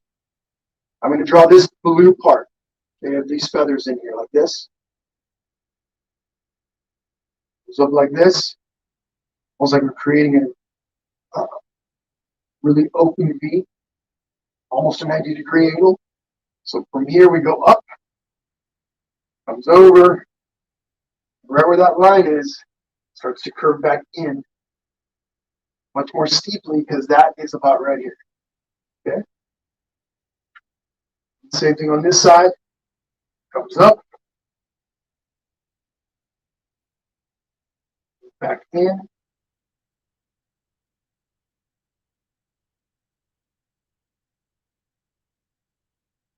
Okay. And I can already see that this bird's a little bit whiter than what I probably want, so I might have to make an adjustment here in a bit. We'll see. Okay, we'll see in just a moment. From right here, I'm going to draw the neck. That's the back part of that neck. Here's the front part of my neck. I'm going to give you guys a little bit of a close-up, a little tiny bit of a close-up. Now let me take a step back. You want to take a step back and assess from a slight distance. I think I'm okay. Maybe a little bit narrower. Just going to adjust this a little bit, making it a little bit thinner. Some people don't like to erase it all.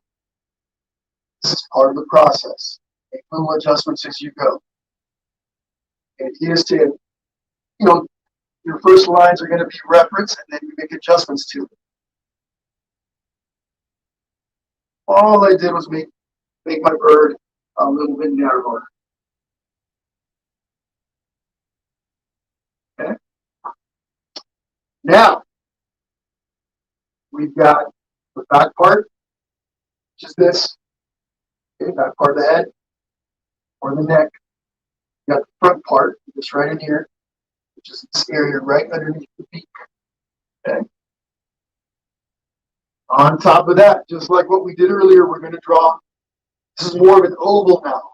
Okay, right up a little. We're going to float it up a little bit higher though. This is kind of more of an oval than a circle. All of that does is it gives us a reference point. This is kind of the general shape inside of the head. Okay, we have a little bit of a reference now. We can use that to create around it.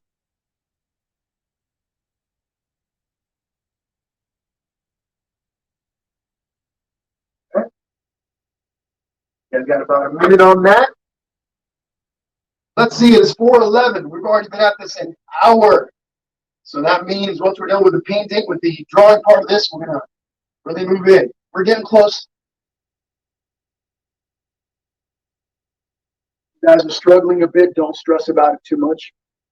Again, I want you guys to have a good time with this. Relax a bit. What's happening, Jen Lamb? Thank you for joining in today.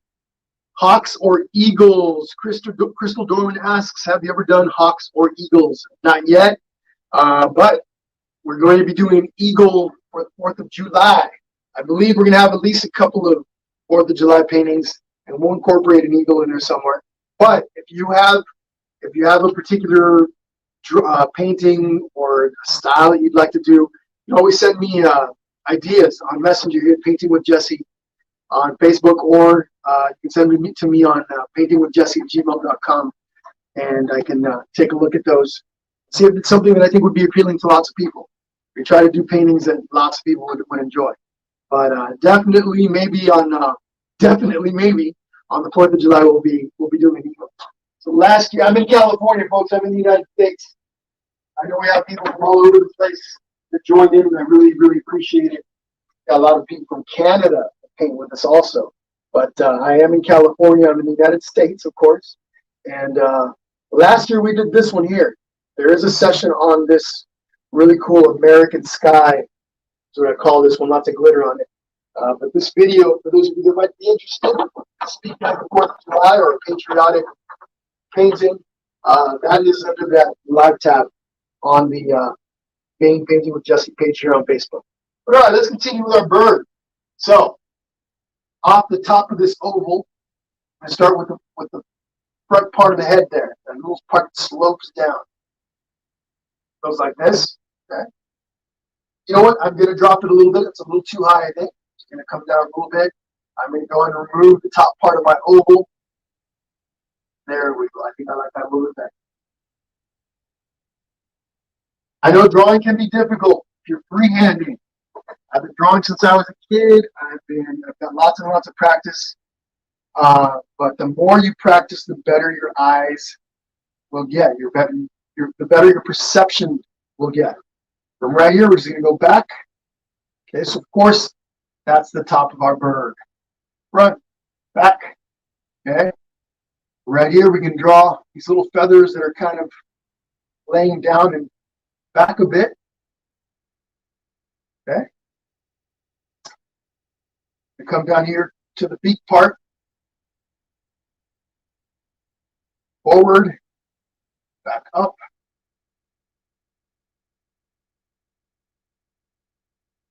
Okay.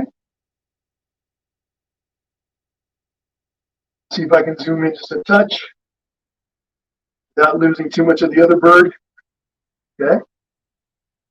Butterflies. Butterflies are coming. Absolutely. Owls. I like owls. We'll do some owls as well. No worries, Maureen. Kennedy says, so my birds are farther apart, but I'm going to go with it. Absolutely. That's the attitude. Don't stress about it. Some people get really, really caught up in the nuances. Don't stress it.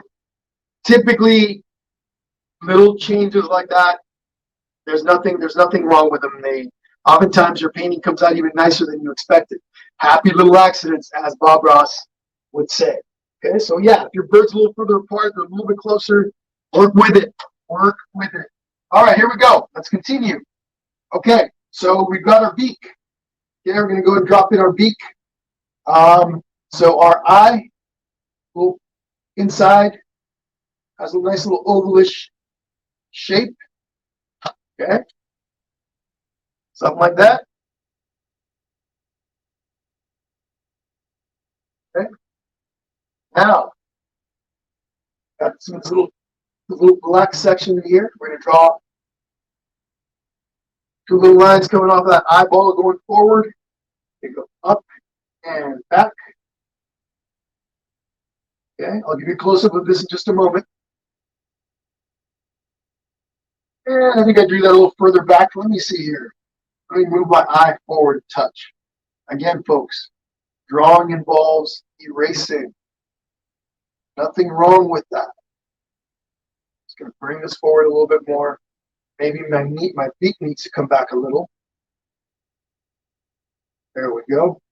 I think I got it that time.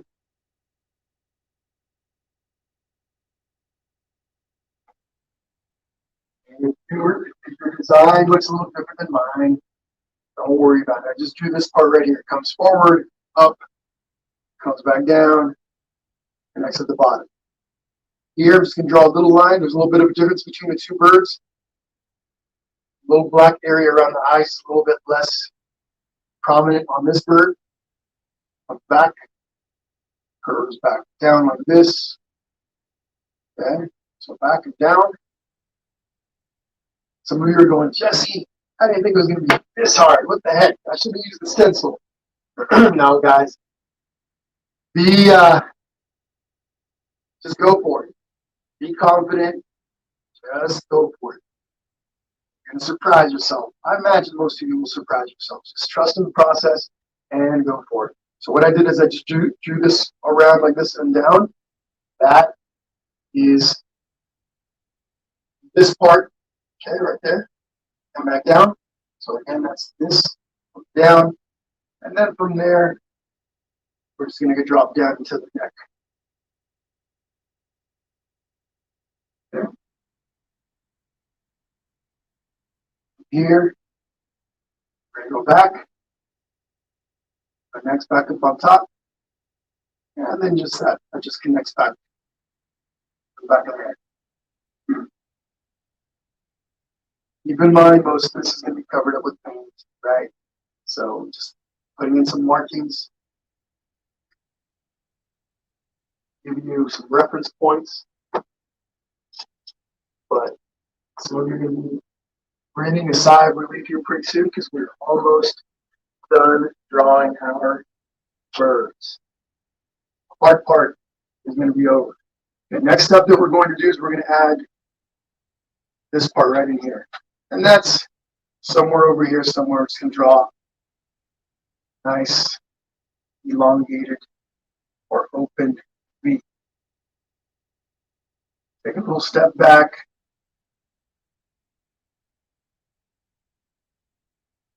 Usually the closer you hold your brush, your pencil, and also plastic brushes, the closer you hold it to the front, the tip, the more precision you're making with your drawing. You hold it further back to a little more of a loose sketch style. Take a little step back, look at your birds from a distance, which is what I'm about to do because I want to make sure that I got everything where I want it. I think we're good. Oh, one last little thing. Just for reference, I'm just going to draw my little line down the center. Nice and light. Woo! All right, everybody.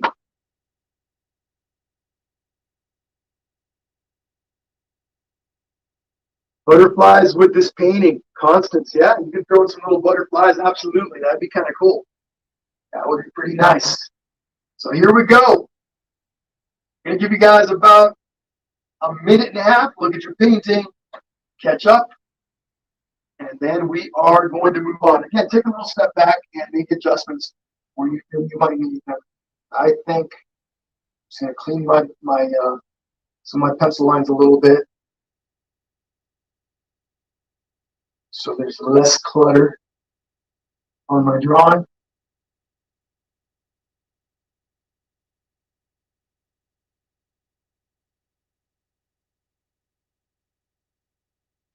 Now, looking at my two drawings, this bird is it's standing a little more upright than that one. That one is a little more hunched down and moving forward. This one's a little higher up, more elongated. It's more like standing a little more upright, standing a little more upright than that one. And I'm okay with it. I'm good with that. If I wanted to change that, I would end up having to make it a little bit bigger, a little bit longer, or wider. I would have to make adjustments, making it a little bit wider, making the neck a little shorter. But I'm okay with that. I'm going to work with this. A little tricky to do this live and standing up and everything else. So, but we're good. Again, work with what you've got. All right, here we go, folks. So what we're going to do next is we're actually going to put down the first layer of paint on the birds, and then we're going to create some branches. And we're going to come back to the birds. We're going to move back and forth a little bit. Okay, so let me go ahead and put everything back so that everything is in view.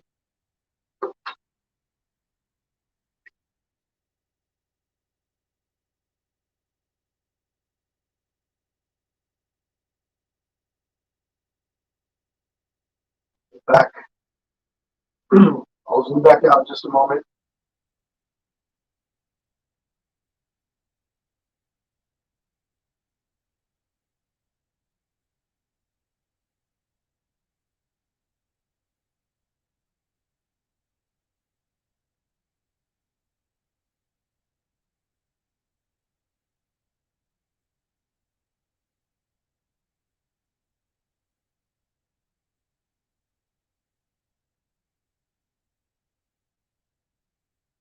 All right.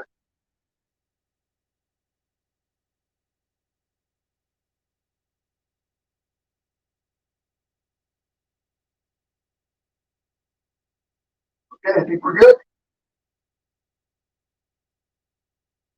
Move this other light in the front a little bit so it doesn't interfere with the zoom part of the camera. Let's see.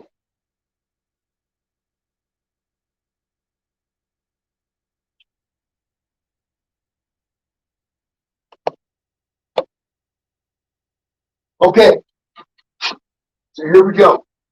I'm going to take a little bit of my phthalo blue, mix it with some white to make a really light blue. I'm going to use, for this step, I'm going to use my little flat number 8 brush. Now we're going to start picking things up a bit now that we're past all of the drawing part. I'm going to take, let's see here. I'm going to take I've got an old plate here with some dried up paint. Just going to take some white, bring it over, okay? And I'm going to take, with my same brush, grab some of my blue here, my dark blue. Doesn't really matter. You don't have to have the exact same blue that I've got. As long as you've got a blue, a light blue that you can use, you'll be perfectly fine. So I'm just mixing the two colors a little. Now I want to make sure that I mix enough paint to cover both of my birds. Okay, so there we go. Once I've got the paint mixture that I want, I'm going to come in here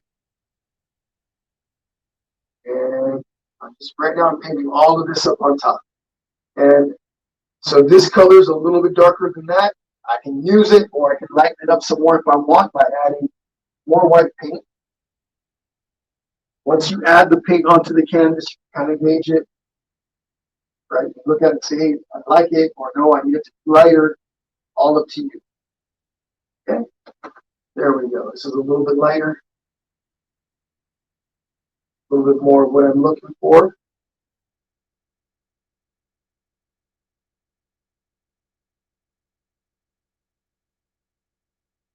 Okay, come down to the inside of my tail over here. Okay, I painted over that pencil line that I put into the middle, but I can still see it. Okay, using the same brush, I'm going to move over to this bird. Do the same thing. Now you notice right up on top here, I came across all the way across from one side of the bird to the other.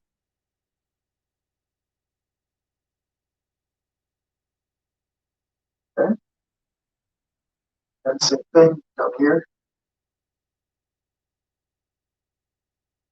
I'm using the scheme part of my brush now because this is a little bit narrower. And over my pencil line, I can still see that coming through. Okay, just like that.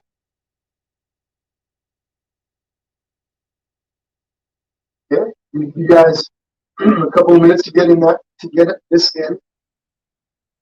We're not done with this color. We're going to switch brushes here in a moment. We're going to switch over to a smaller brush and paint the top of the heads of the birds. Okay.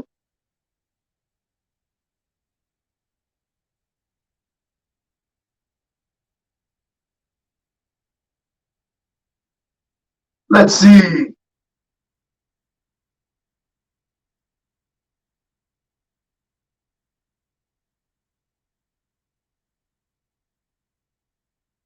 Just going through the comments, folks, to see if anybody has any questions, anything that I might have missed.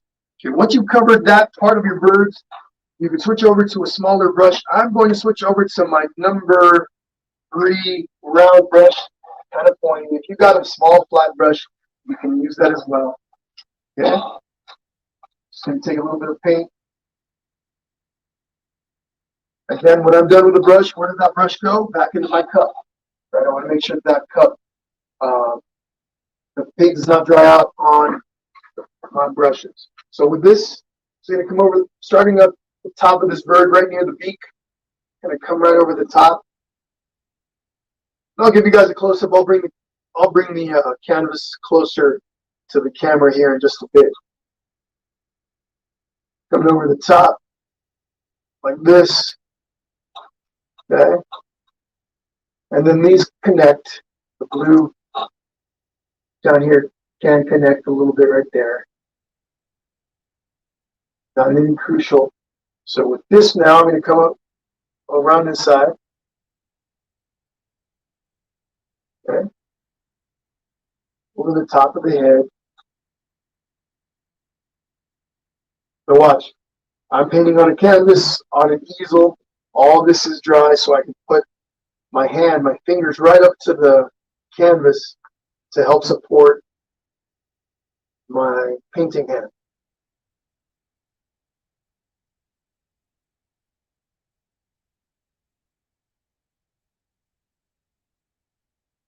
Okay. Right in here. Let me give you guys a close-up.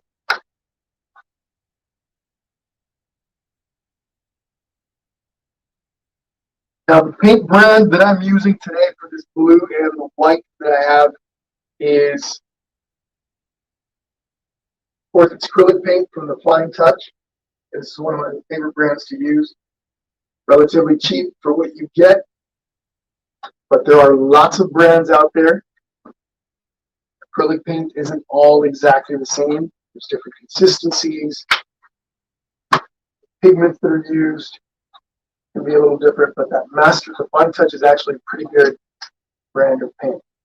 Okay, now, work on that for just a little bit. Okay, you guys got about 2 minutes, and then we're going to go ahead and add a darker blue in here. Okay, slightly darker bit of blue on the inside of where the wings are. Actually, you know what? Yeah, just a really subtle darker blue. Give me 1 sec. Let me get over to the comment section and see what else we got. Hi, Sue. How's it going? How's it going, Sue? Now I move my camera angle over so now you can come over further to the left. All right, so we've got a good crowd here today. Looks like we got 16 people on YouTube right now, or 16 devices, and about 209 on Facebook. So awesome. Pretty cool. Let's see if I can adjust my camera. Looks like it's a little bit off. While you guys are catching up, doing your thing over there.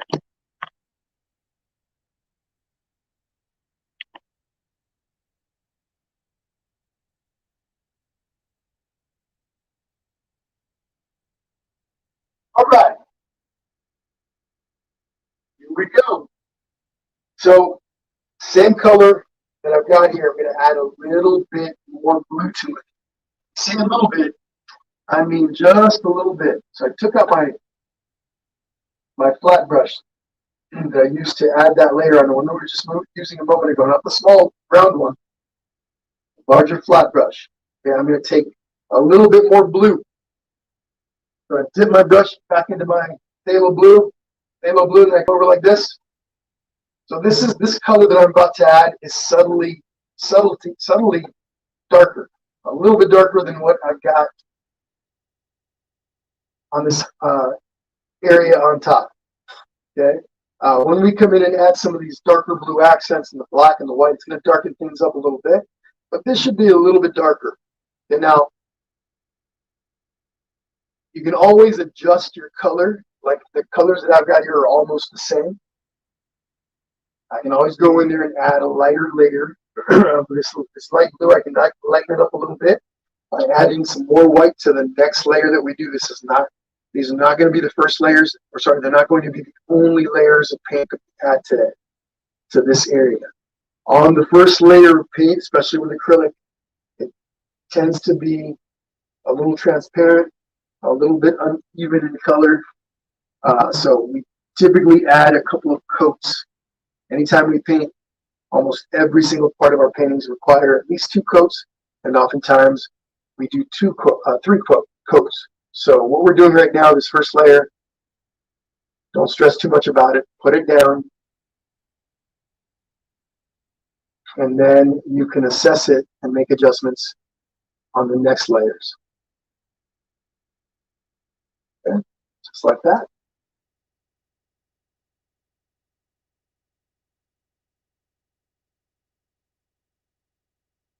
Okay, so take a moment on that. And again, between this one, the original, and this one, I can see that this is a lot lighter. So on the next layer of paint, if I want to lighten this up, I'm just going to mix more white with my blue to make a lighter version of this, and then I'll layer over the top of that. Two things will happen. Of course, it'll lighten this area up, these areas up, but they'll also get more even color because it's a second layer of paint.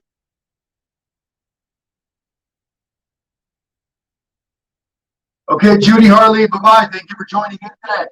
Yep, again, if you folks have to leave, whenever you have to leave, come on back and finish the recorded session of this, okay? All right, so here we go, next step.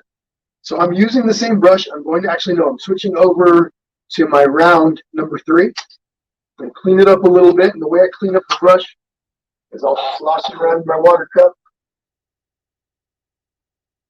Okay, clean up, take off some of that extra blue that I've got in there. I'll use a paper towel to clean up the excess paint that's on there. Now I'm going to dip my brush right into that white paint. Okay, and I'm going to come over and I'm going to do this, starting with this bird right in here. For this bigger area, we could do it with a bigger brush. But for now, what I'm going to do is I'm just going to outline with this small brush.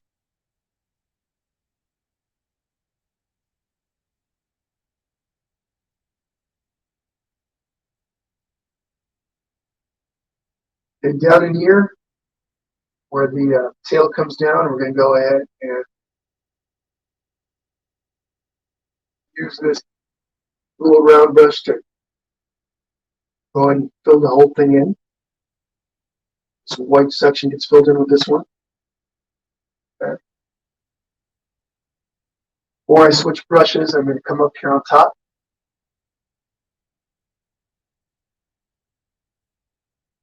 Okay. Underneath.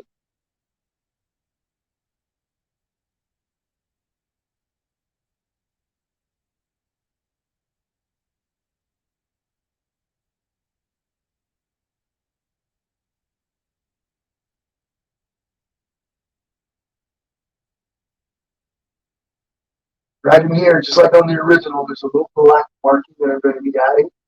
I can paint over that area now and just fix it with the black later.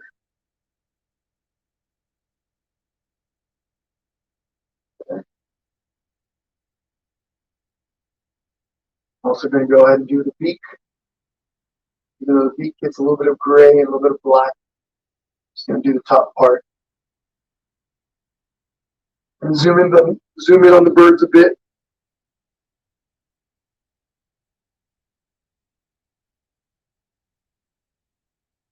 Okay. Now, I'm going to switch just momentarily. I'm going to go back to my number 8 flat. Take some white. And right in here. White is transparent. So same thing as what I was talking about with the blue. This will require more than one layer. This is the very first one. Might take 2, we might take 3, we'll see. Put your layer of paint down. Don't sit there fretting about trying to even everything out, making it look all perfect. Not going to happen on the first step. Not with acrylic paint anyway. Okay. Back to my number 3 round brush.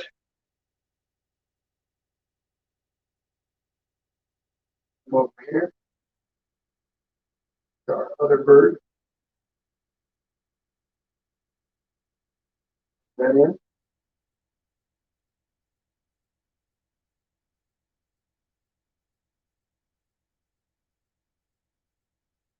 Now on the edges down here, we have a little bit of this white that comes down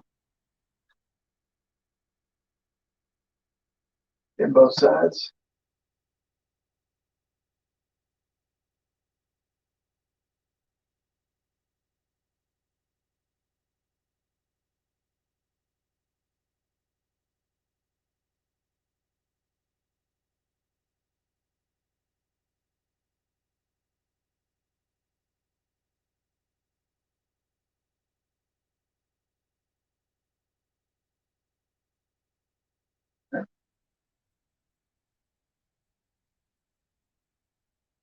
Now the face.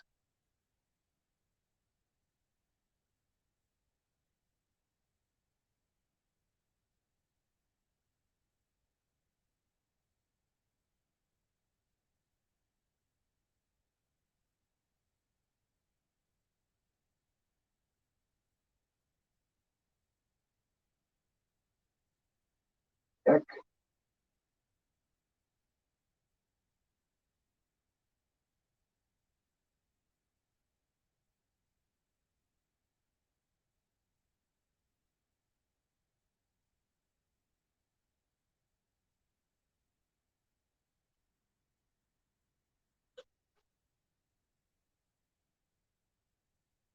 Work on that for a moment. I've got a little glitch here I have to try to work out.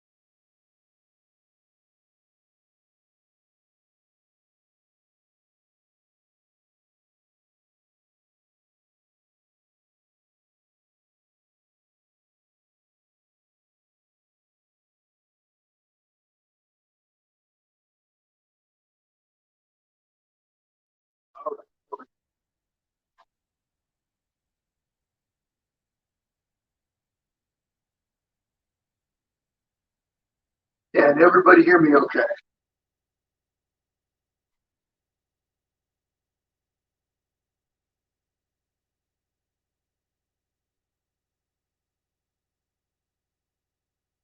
Somebody let me know in the comment section if you can hear me. What's happening, Jessica Torres? How are you? Okay, awesome. Thank you, Penny. Thank you, Catherine. Cool. So it looked like I was going to lose my audio for a moment, but it was a false alarm. Okay, so here's a little close-up. Again, I just want you guys to notice something here. For those of you who have been painting for a little bit, you already understand how this works. There's a transparent nature to acrylic paint. Okay? Usually, it requires at least two layers of paint to get things nice and even. Okay? If your painting looks a little blotchy on its first layer, don't stress about it. We're going to be adding more layers to it. Simply put your layer of paint down and move on. Okay? So really quickly, what I am going to do is add some of the black details to their heads. I'm not going to be worried about the wings or anything like that for now. We're going to work on some of the branches, and then we're going to come back and add more details to the birds in a little bit. We want to get some branches in there, allow some drying time in here. It's what we've done. But what I'm going to do is, again, using my number 3. You can also use the number 0 or got something smaller. Number 3 is perfectly fine. And something a little bit bigger will also work. Just taking some black. What I'm going to do is right here to the eye.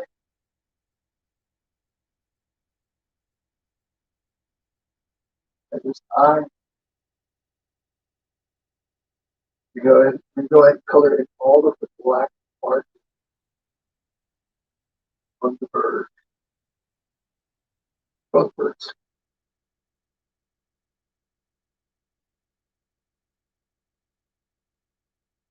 And using my finger or in this case my knuckle, place it right down onto that canvas. As long as all this is wet, we're good. Dry, not wet. You don't want it to be wet. Okay. Front part.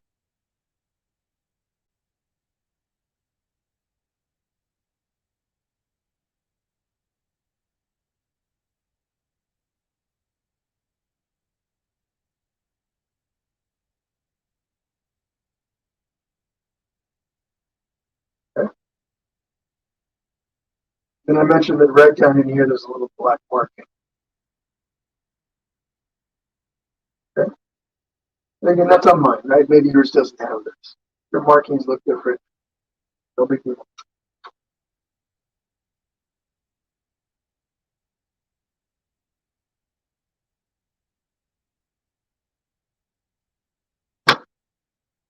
close up.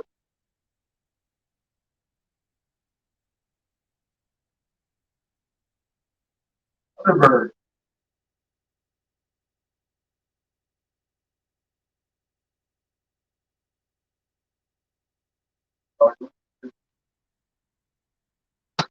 Paint in all of the areas with black on the head.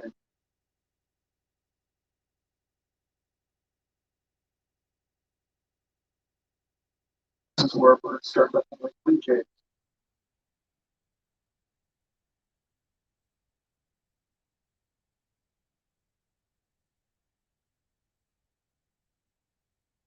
Somebody earlier told me they were going to make stellar jays instead of blue jays. I think the comment was that it was mom and son that were going to be painting in the sun like stellar jays because they look like ninja birds, which I thought was really cool. They do. They sure do. Yeah, there's that.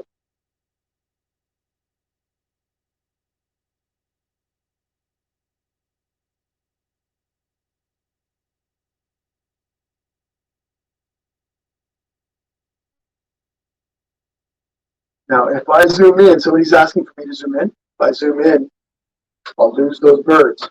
So let me do this instead.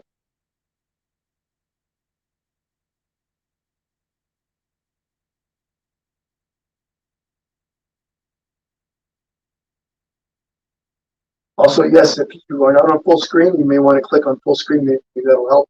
If you're painting on a phone or something from a phone, it might be a little tricky, right, or a tablet. I know some of you guys like to project this onto your big screens. Your flat screen, no.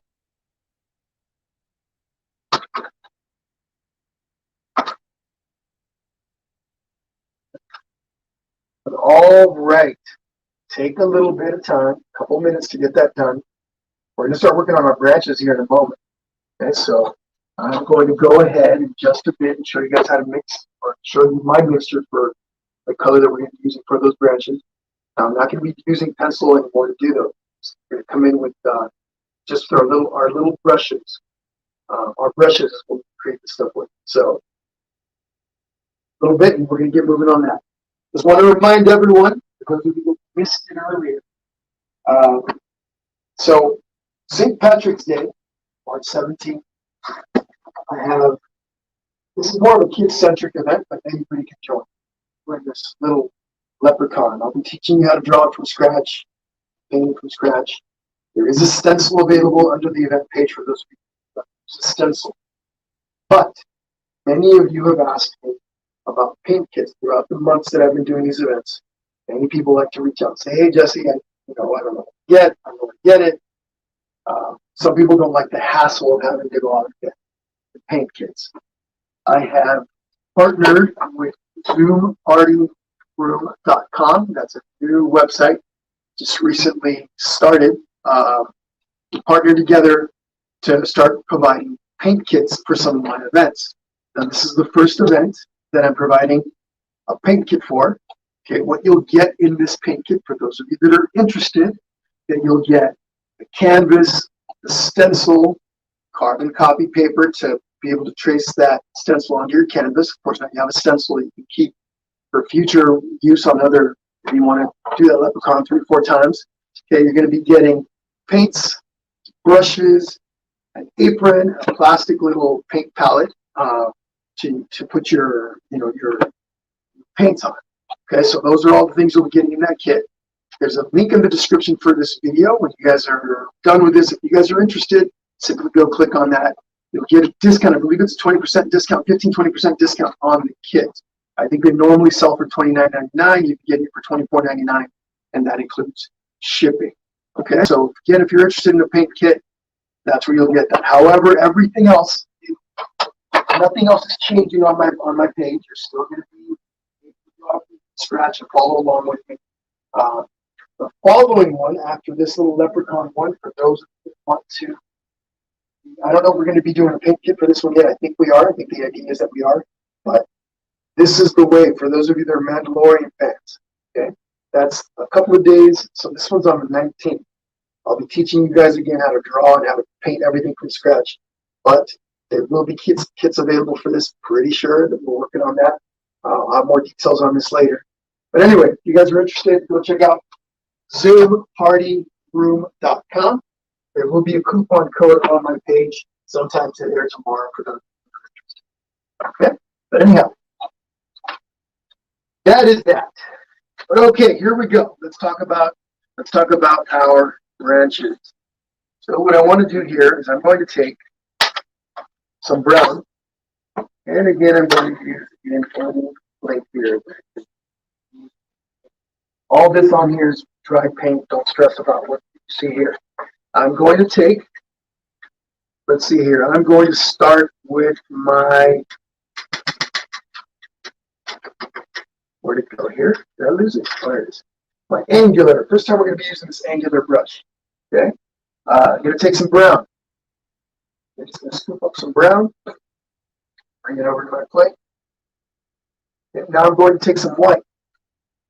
Same brush, just grab, scoop up a bunch of white. I'm going to put it over to the side like this. So there's my brown, there's my white.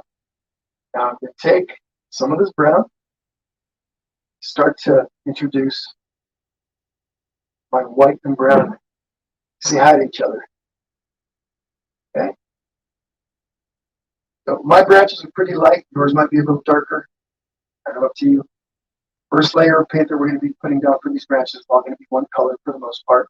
It'll be a little bit streaky, but you do want it kind of blended in pretty well. Again, just as before, I recommend painting, mixing enough paint so you can make all your branches with this. Okay, but here's what we're going to do. We have the edge, right? We have the edge of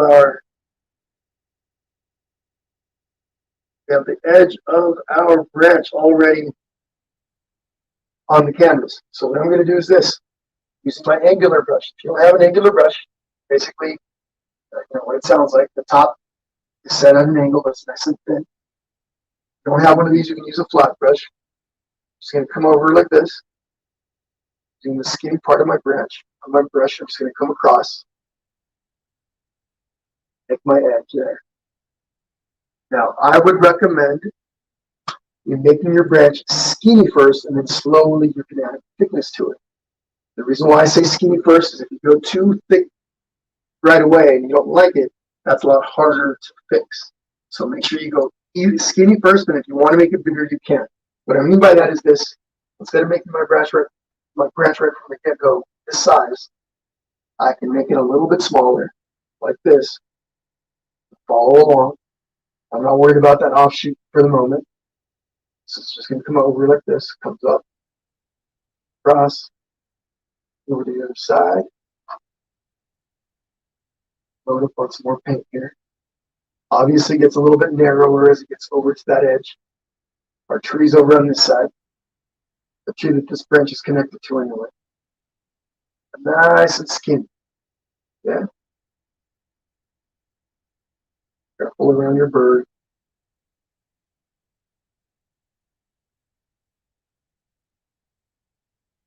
I'm just going to go and fill all this in.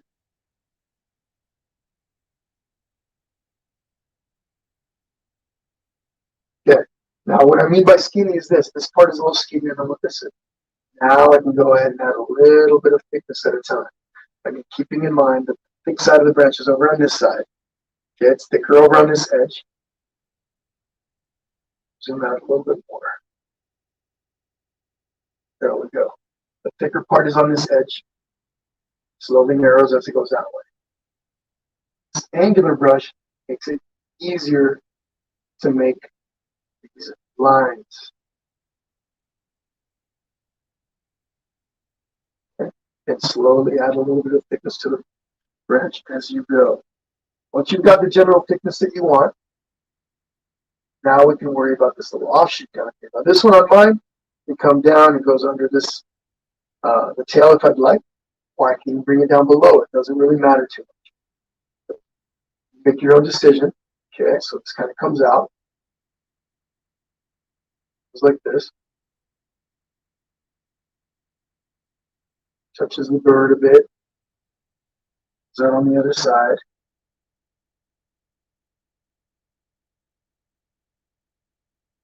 And again, when we got flat brushes or when we got round brushes. Round brushes, this is a little tricky to do with, but it'll be okay. What's cool about these angular brushes is I can do that. I can now use the very edge of my brush, I can press it down against the plate, making this edge really nice and skinny.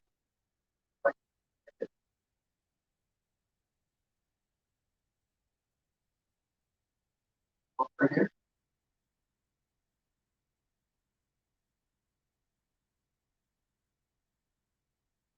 Okay. And maybe over here, a little cut off, have a little flower to just come off of it. Okay, something like that. Maybe here, just like this, have another one right here.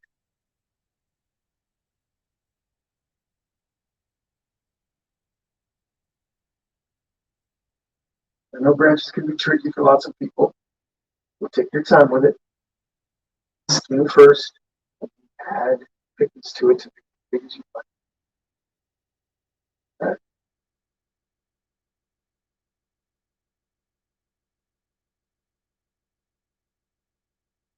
Okay. Okay. Let's take a look at those comments. Jesse, please don't cover the painting, says Linda. Sorry, Linda, I've got to show the other paintings. Got to show my other events that are coming up. But it's a quick process though, as you can see. Let's see. Yeah, if you're watching this on your phone, it's going to be a little tricky. There are a lot of details to this. Okay, so on your phone screen, it might be a little tricky to see. Switch to a bigger screen. I would definitely recommend. There are some paintings that lend themselves to to watching on a phone. It's okay because there are a lot of details. Something like this is much there's much more detail involved.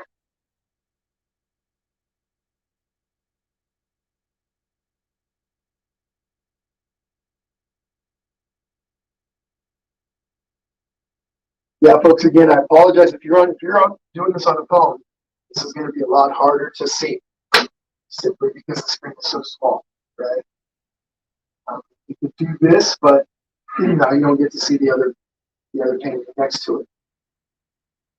So that's kind of what we got right now.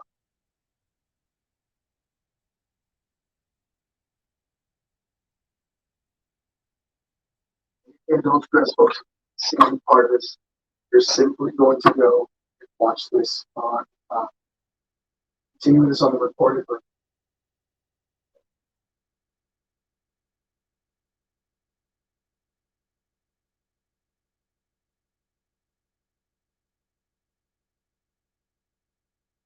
Okay, we're going to move up using the same paint color that we're just using. Move up to the upper corner. Create some of these small branches. Okay, so for this, you can use one of your round brushes, a small round brush or a small flat brush. That one. Stick with my number 3. Just gonna send some water. Actually, hold a little bit of water with the brush. Right, send my water cup. Because I'm drawing on such a small scale there, it helps to add a little bit of water to it, help the paint flow. So dip my brush right in there and come across over the top. And I'll give you guys a close-up of this in just a moment. Yeah. So that branch that comes out from here, comes across the top. It's nice and easy. Something like that.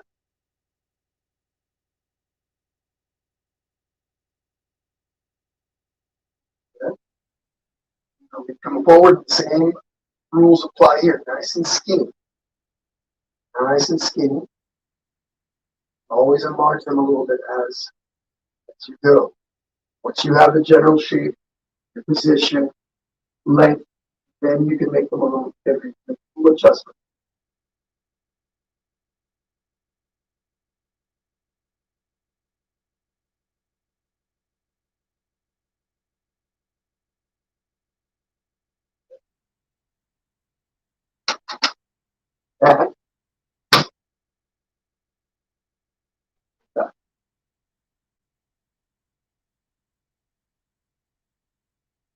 So we're going to take the blue offshoot from here down.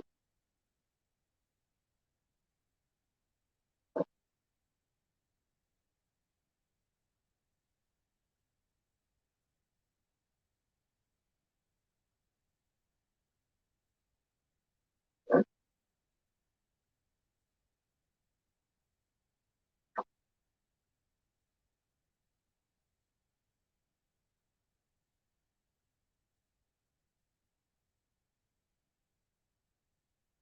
Hi Deb, so Deb's asking, how do I go back? You cannot back up on a live session. Okay? Live sessions, as far as I know, you can't back up on.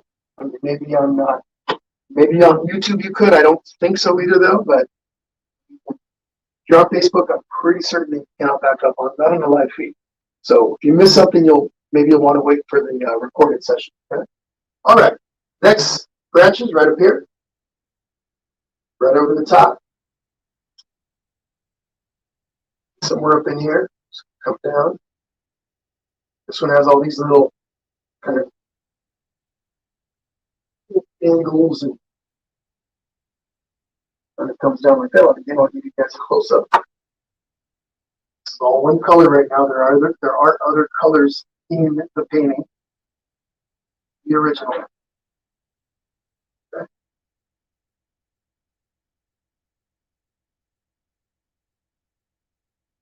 But this is our first layer of this color.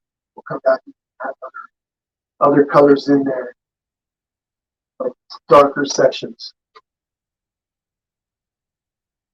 Give our branches a little bit of dimension.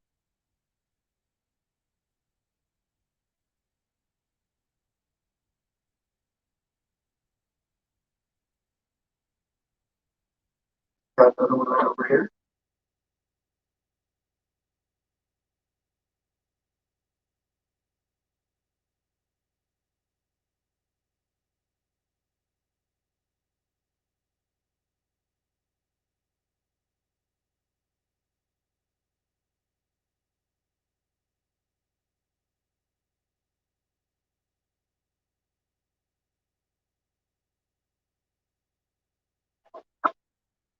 And then we've got this big one down here at the bottom. You always can have more branches, you always can have less branches. I'm going to go ahead and switch back to my angular brush.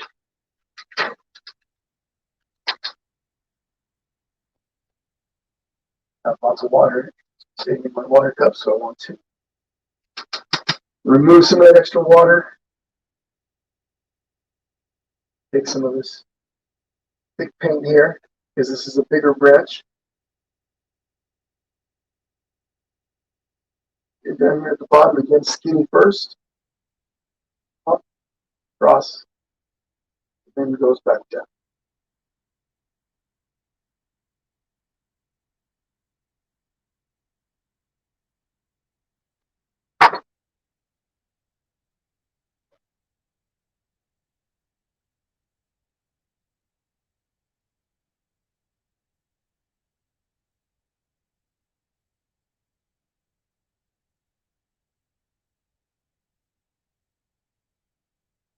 I'm adding a little bit of thickness as I go, right?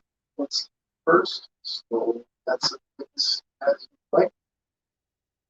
Offshoot over here, so whoops.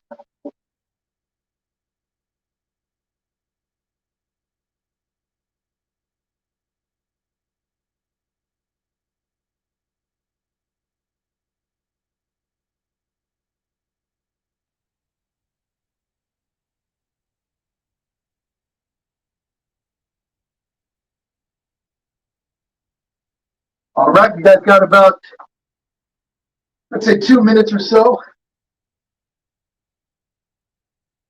Get caught up with this. And from here, we're going to start adding some details on the birds.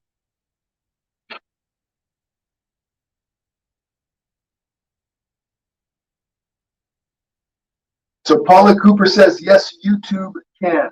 Okay, cool. So I guess on YouTube, you can back it up as a live. Pretty cool. Okay. Yeah, definitely on your phone. It'll be tough to see this as mentioned before. So fantastic that you switched over to a tablet. That's great. Okay, Amy Dusenberry also said the same thing. I guess on YouTube you can back it up. Okay, good to know. Now I've seen lives on YouTube and I don't remember. I think I could back those up as well. So there we go.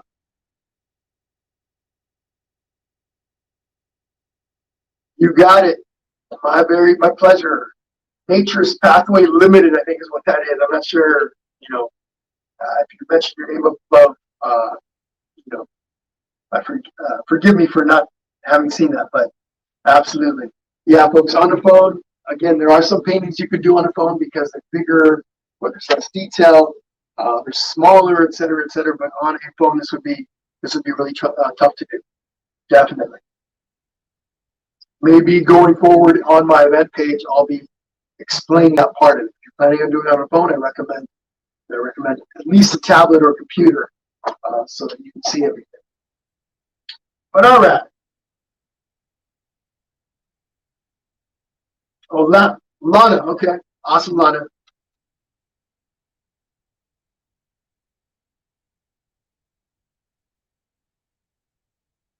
All right, everybody. So what we're going to do next is we're going to come in here and start adding some detail to the inside of our birds. Now, the only way that we can really do this where everybody can see it is that I zoom in a little bit. Okay. It'd be really difficult for me to hold the canvas and do all these little details in the feather. So I'm not going to hold it up and do it that way. Otherwise, we're going to struggle. So what I am going to do then is I'll pick it up from time to time and bring it forward to show you what we're going to be doing in here. But I'm going to use my zero, my smallest little round brush, okay, because we're going to be doing some detail work. I still have some of my mixture, some of my light blue mixture that I used for the inside. Okay. What I'm going to do, actually, you know what? Give me a sec. I think, excuse me. We should, yeah, we're going to start knowing the detail in here. We're going to go ahead and I'm dipping my little number zero brush into my water, bringing some of this paint over.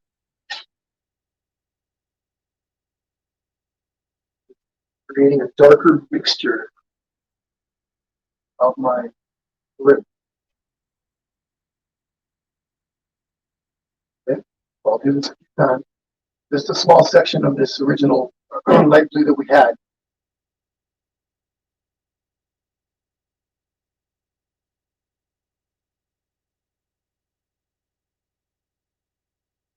Here we go. I'm going to go ahead and start with this bird over here. I'm going to zoom in some more. I'm going to zoom in quite a bit so you guys can see what we've got. Okay, again, number zero, right here at the top. I'm going to make these little loop. Lines are going to go across from one side, like this. Okay. Go over to the other side, do the same thing. Okay, so those look like this.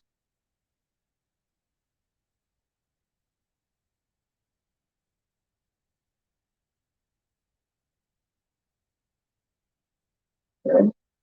Do another set of them right below.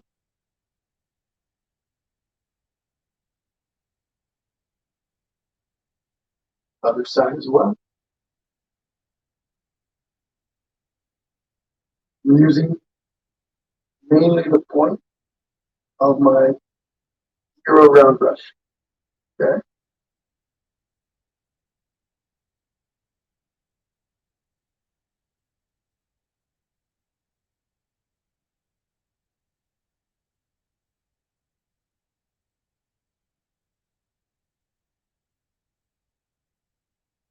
Once we've done that, I'm going to, so the section right here that's going to be mostly white, make this area a little bit bigger. It's going to go across like this.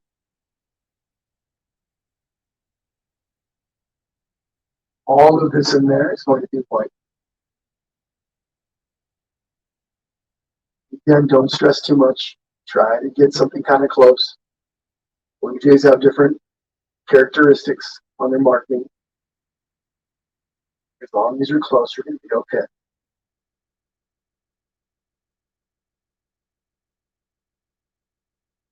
Okay.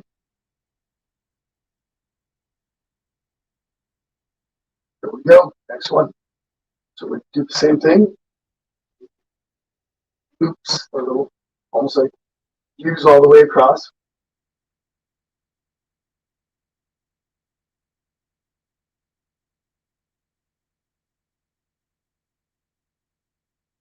Section right here, we're going to make a big one. It's going to be white. Or it's going to be white on mine. Got some more of these in here.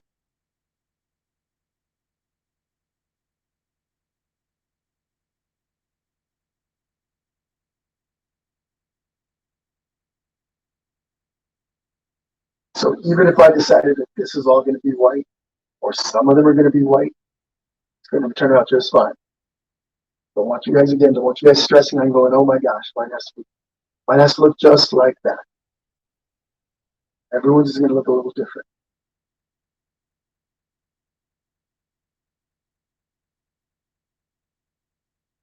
Okay?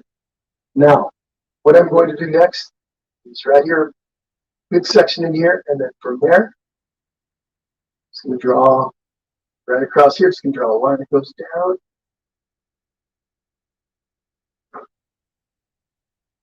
Those of you that use the stencil, you guys added all these little lines in there, maybe traced all of this on. Well, it's much easier for you. Okay, so what I did now is I went through and I added these straight lines all the way down. Okay, nice vertical lines down, just down the edge of that feather.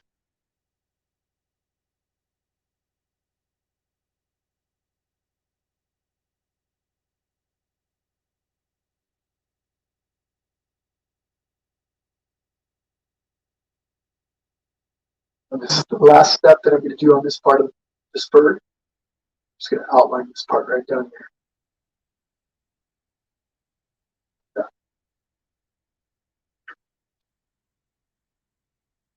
You guys have about 2 minutes to catch up with that.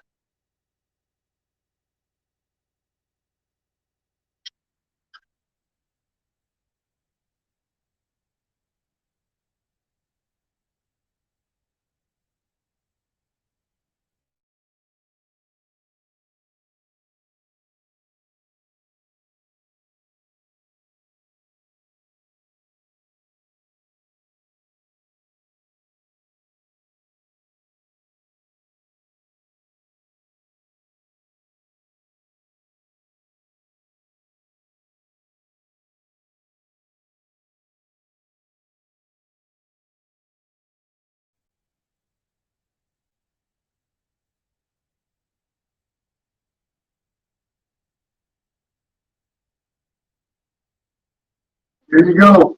Sue Droge says, I use my Chromecast to watch this on my big screen. That's the way you want to do it. If you could project this onto a larger screen, obviously, it'll make things so much easier for you. And there are definitely certain ways to do that, where you can project your phone onto your screen, or some of you with the smart screens or smart TVs, you can actually go to the Facebook app or the YouTube app and bring it right up on that screen. That's the way to do it. Okay? All right, guys, here we go. We're going to move on here. So I'm not pulling away here just yet. I'm not pulling away from the not zooming out. I'm going to take some of that same color, same brush, right here at the top. Find a little bit, little areas to add some of this darker blue.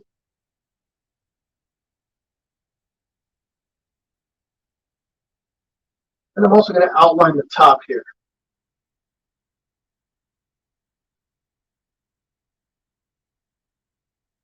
Accidentally added a little extra blue in there. I'm going to leave it. I like the way that looks. Okay. Yeah, this is a little bit trickier of a painting if this is your first time or you're really new to painting. This would be a tough one to jump in as your first time on, but don't worry about it. Go for it. Go with it. You will learn in the process.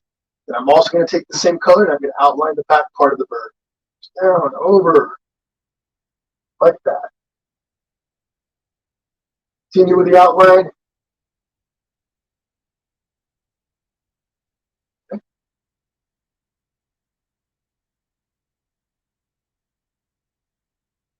Again, just enjoy the process, everybody.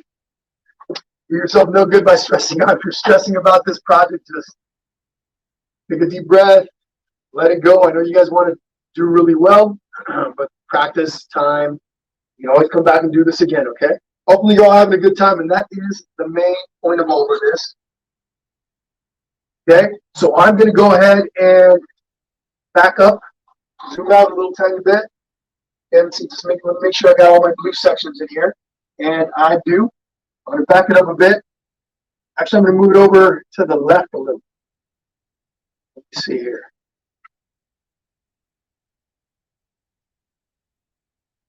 So we can do the same thing to our other bird. But here we go. Same round zero brush. Okay, same paint color. What I'm going to do with this here, I'm going to start with straight lines. We have different perspective on the feathers. So right in here, I'm going to make a few little stripes. Okay, to kind of converge in the middle. Okay, this one here has an outline. I'll give you guys a close-up in just a moment.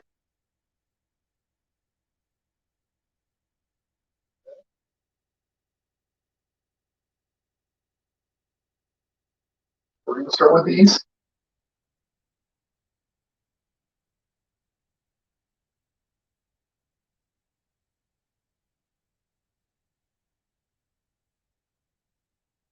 And over on the other side, same thing.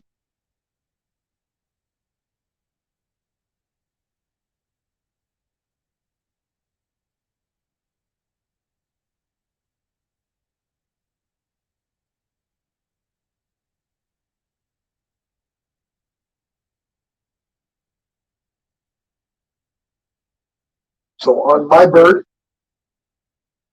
these are in the foreground or layered on top. This wing is layered on top of this wing. So you're going to see the edge of this wing, but not the edge of this one. Okay? So you're going to see all of this on this one, on these. These lines just come down, and you have to imagine that they go under those. Okay?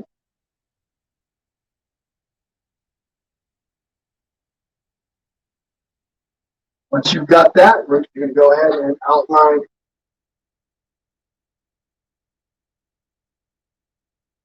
all of this in here. Dip a little bit of dip your brush into some water, and then bring that water over into your mixture. Blend it in really well. When you use your round brush, if you press it down into the paint and spin it, makes the point nice and skinny. And now you're able to make smaller lines. Okay, I'm going to come around the edge of my bird, comes back in. And this side also comes down, comes over, like that. Doing a little bit of outlining as we go. Since we're here, I'm going to go ahead and outline this as well. And like that.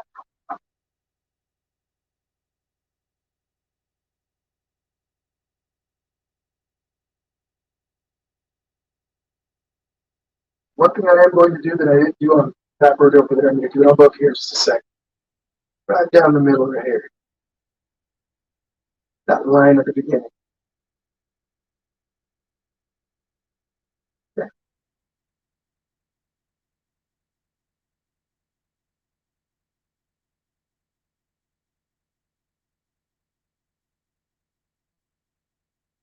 Then over the top. I'm going to do this without covering.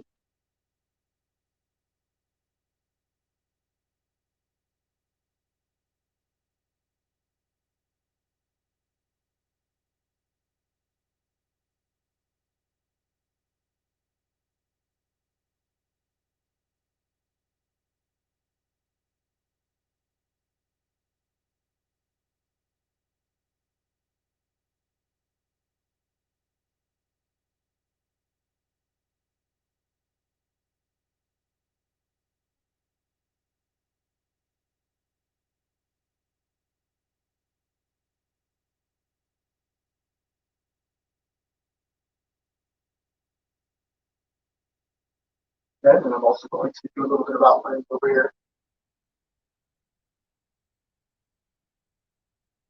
Fill pillars, art.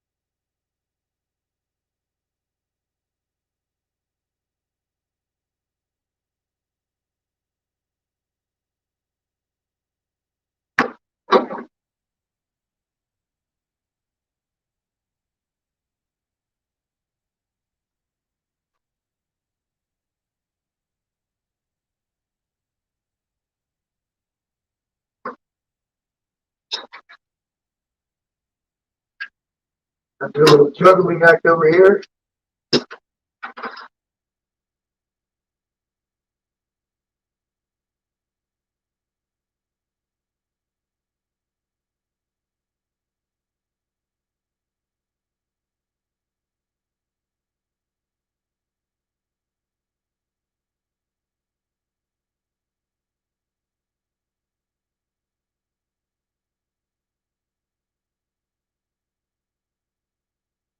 Go. All right, let's see. I see a comment on here. Linda Berg, Bevington says, 8:15 p.m. I need to stop painting. I'm too far behind. I'm too focused on perfection. I will watch the video and finish up tomorrow. Thank you so much for this lesson. So many of your pictures lessons other than this one are too simplistic for me. So definitely this one is a much more complex piece. I don't do too many of these this complex. Uh, so yeah, but we do different levels of paintings that we do on this page, but definitely this is one of the ones with uh, many more steps involved, more intricacy. We'll say it like that, more intricate, detailed steps. But okay, so we're going to leave the birds alone for a little bit. Then we're going to come back and work on some of the branches here. Then we're going to add some flowers and also come in and finish up the details on the birds. But what I want to do, we're going to pick it up a little bit. Okay, we have to speed up the process a little. For those of you that are really behind, again, don't stress about it. You're going to be able to come back and do this at a later time. Finish up with the recorded session. So what I'm doing is I'm simply taking my paint, a dark brown paint, mixing it in a little bit with the brown, the original brown color that I've got in here. Okay, now this is, what I'm creating here is a darker version that's going to go down here at the bottom. So I'm taking my angular brush, and I'm just going to come in here and do this. From time to time, I do put in some more difficult paintings. This isn't the only one. There are definitely a few others on the page that are, maybe this one might be the most complex one if I have to look back and think about it. But there are a few. This is one of the more realistic paintings that we've done. Cardinals piece. I don't have it up here. Oh, yeah, I did. So a few months ago, maybe a couple months ago, we did this Cardinals piece. And it also has quite a bit of detail, but not as much as this one today. Okay? Still pretty detailed and more of a realistic painting. And so again, what I'm doing with the dark brown color, just coming down here at the bottom and shading in the bottom part of our branch. I'll do this to all of them.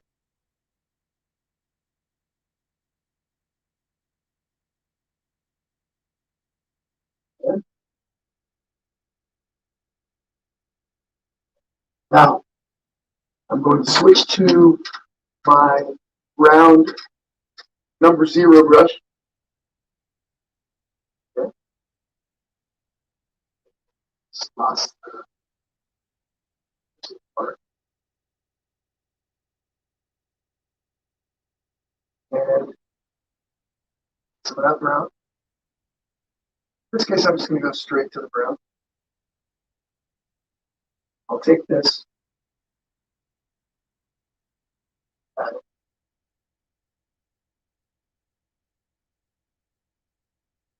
And one part of the branches.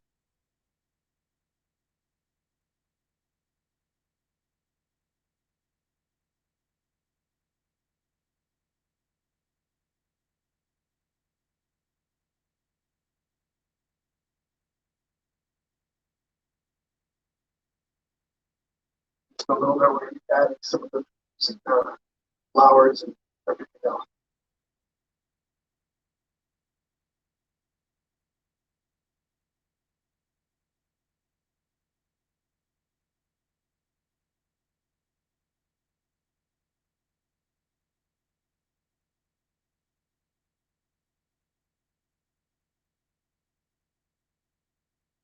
Okay. Oh, let me zoom out. I apologize.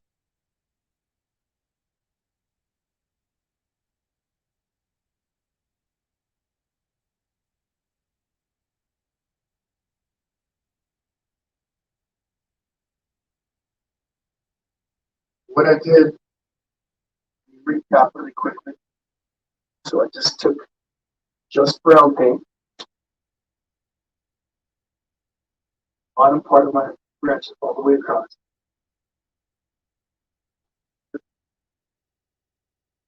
This is a really thin branch. I simply try to keep paint down in here. Bottom. Same here. Darker side, and there's a lighter side. Lighter side is on top.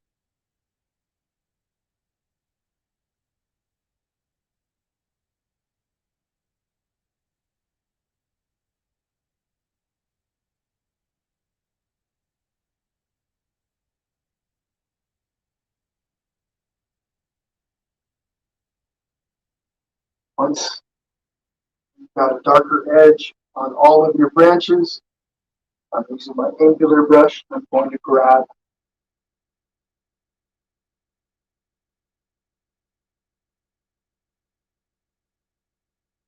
some white paint with the original pink color. So that's actually a lighter mixture. Okay. So this is going to go on top.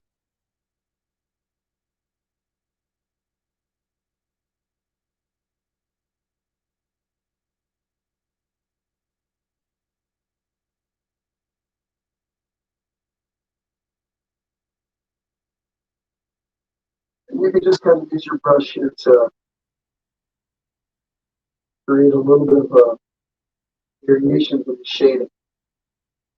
Kind of what I did over here, that I just almost streak it in parts. So there's a subtlety going on within those branches, colors.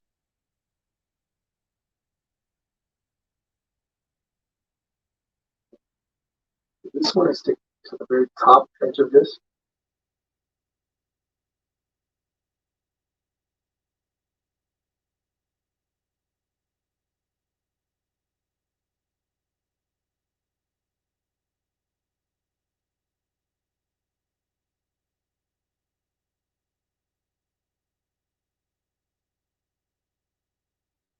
Switching brushes, back to my zero round.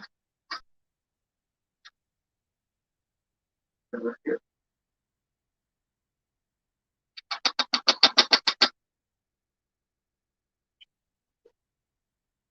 Slack mixture.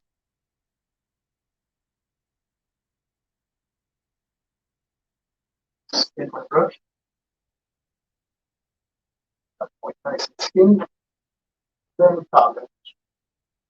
Difficult for me to do this without covering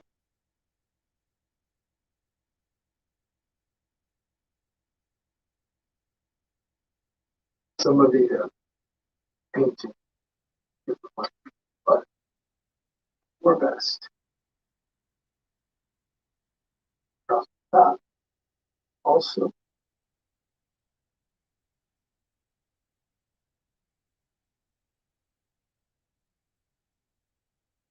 So the idea is on this step, that you have a darker shade at the bottom, lighter shade towards the middle, and then a brighter shade at the top end. Again, it doesn't have to be exact all the way across. It's not like you're creating, you know, equal amounts of each. You can have a little tiny lighter edge here at the top. I just added a little bit more white paint to my mixture. There we go.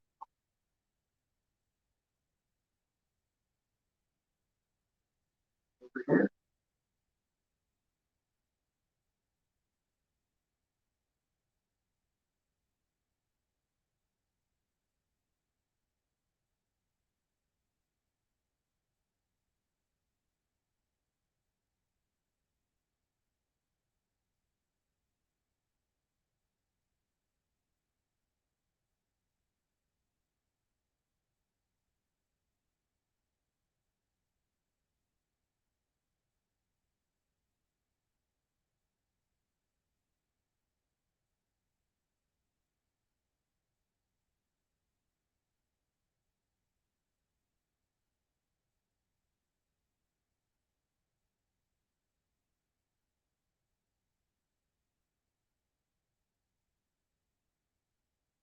Look at all of the branches got a little bit of that tree.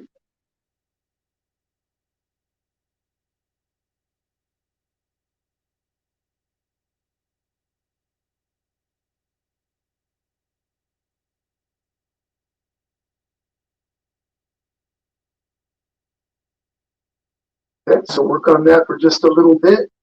You guys got about 2 minutes, and then we're moving on.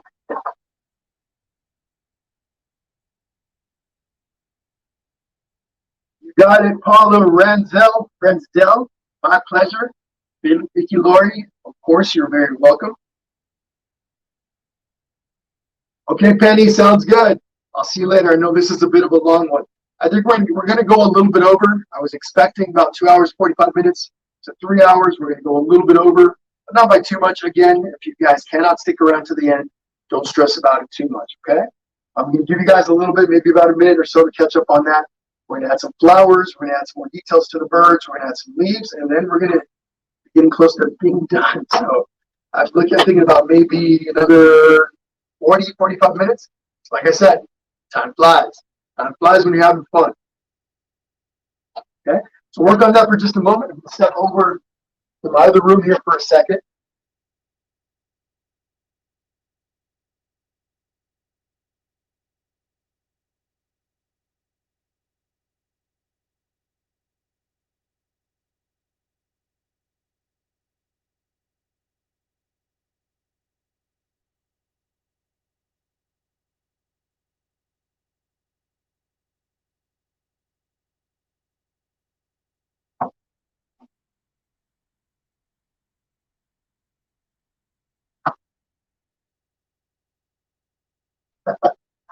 Carrie Joanne Cummins says, so far behind, LOL, and I had a paint dropping accident. But in the words of the Terminator, I'll be back. That's how it happens sometimes, Carrie. Accidents will happen. Part of how this goes. You guys saw I almost dropped the canvases here a little bit ago. So I've got a new setup. For those of you that are new to the page, I've got a new setup going on. Now I'm doing dual cameras, whereas before I only used to use one camera. But I got to make some adjustments to make things flow a little bit better. I'm liking it. I'm liking it better this way, but got to make some adjustments. Anyway, all right. Madeline Smith. All right, fantastic. That's all I want to hear. You guys are having some fun. And I know it can be a little stressful, everyone. I know it can be a little bit difficult. Just relax a little bit, have fun. You're going to learn regardless.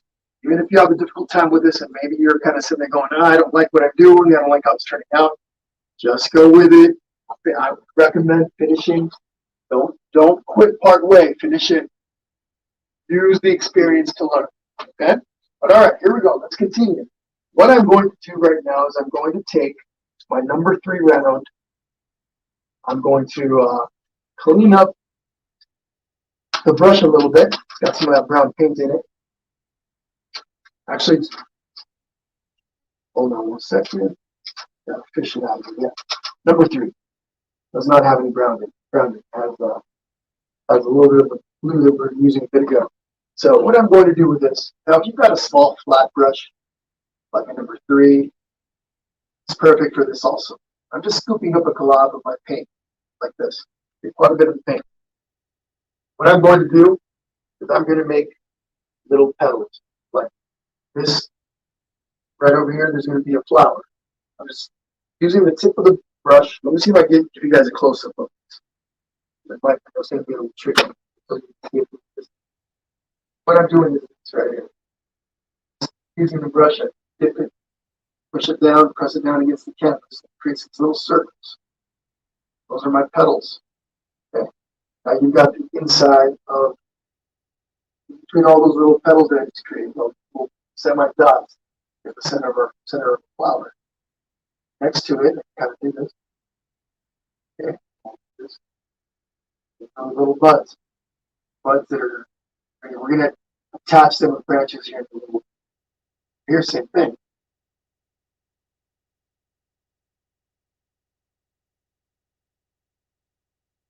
Now, let me show you what that looks like on the original when they're done. Kind of what they look like. Okay. That's what we did. When we press down on this brush, I create the little petals. And then those little buds are created by pressing down on the same thing, right? So there's that. Now, right up here, 1, 2, then maybe some of them you only see some of the petals. You don't have to see all of them. There's a close-up in a second.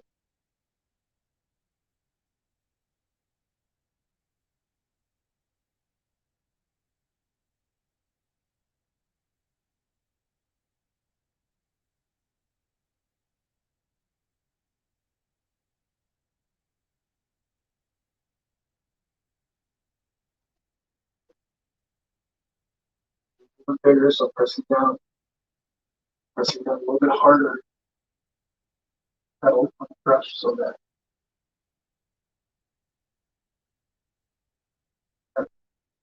larger petals.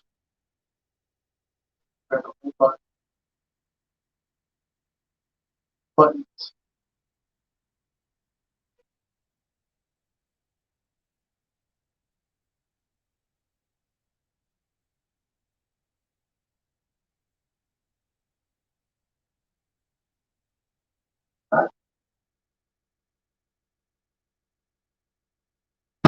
Now for these larger flowers over here, I could continue with my round, and I'll do a couple of them with this, but what I'll do for this one, for example, there's a flower right here.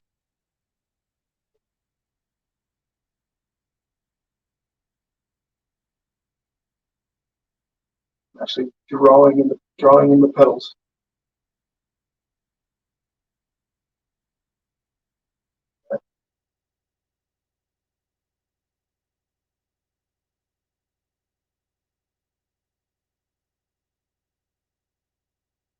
Then over here, maybe we've got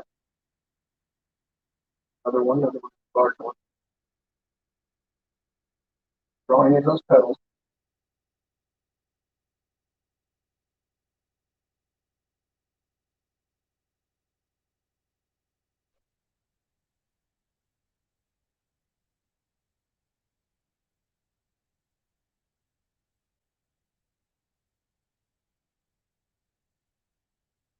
Here.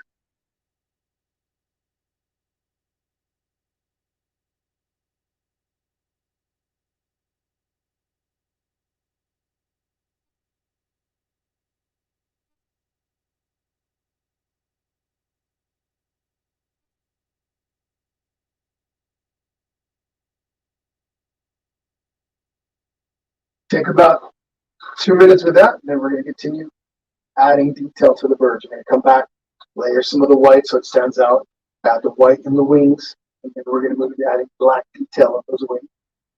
And then we're going to go back to the flowers and the leaves. Okay, so take a couple of minutes on that.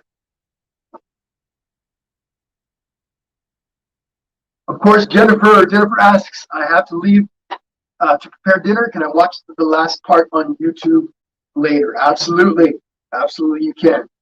Cheryl Winch says, fat blue jay. That's okay, Cheryl. There's such a thing. There's such a thing. So that's all right. And then let's see. What's happening, Sandra Gerard from Vancouver, Canada. Thank you for joining in today. Lots of people from Canada, lots of folks from Canada join in, and that is fantastic. Love it. Let's see. Nadlin says being a 3D artist is so much easier than flat. I'm having a hard time, but loving it. Awesome. I think I might have already read your comment. I'm not so sure. Let's see. All right.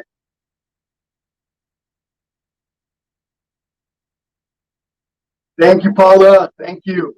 There have been a few little mishaps today. A few little mishaps. Just to get little things that I've got to adjust for. Earlier, even before we started, I was having a hard time figuring out my audio. I've been having a little bit of a difficult time figuring out how to connect the audio to this because I'm using two cameras and using software to do the live feed. The more complicated, the more complex you make the setup, the more problems that can happen. So finally, I think I figured out the issue with my audio, but it was very last minute. I was sitting here, down to the last hour, and that can make things a little frustrating, but it's all right. The show must go on. Here we are. Okay? But all right, everyone. So we got some flowers in place. What we're going to do now is we're going to switch back to the number 0 round brush. Okay? Got some brown on it, so I'm going to clean it up. And all I'm doing by cleaning it up, when I say clean it up, I swirl my brush around in the water cup. Then I'll take a paper towel and clean off the excess, the extra paint. So just dipping it into some white paint. I'm probably going to have to grab some more white paint, fill up with some more white paint in a little bit. But I'm just going to come through here, and I'm going to work on the, and I can't forget the leg of the bird. Okay, I can't forget that leg. Almost every painting session that we have, there's some little tiny thing that I forget. And I keep eyeballing that leg going, gotta make that leg, gotta make that leg. So between you and I, it wouldn't surprise me if at the very end I'm scrambling to add that leg. Anyway, just going through here and adding some more white right over the top, layering everything with a little bit of white. Anyway, folks, gardens. I always enjoy these events, making these with a lot of fun, a lot of work involved. They're a lot of fun. So there's a trade-off.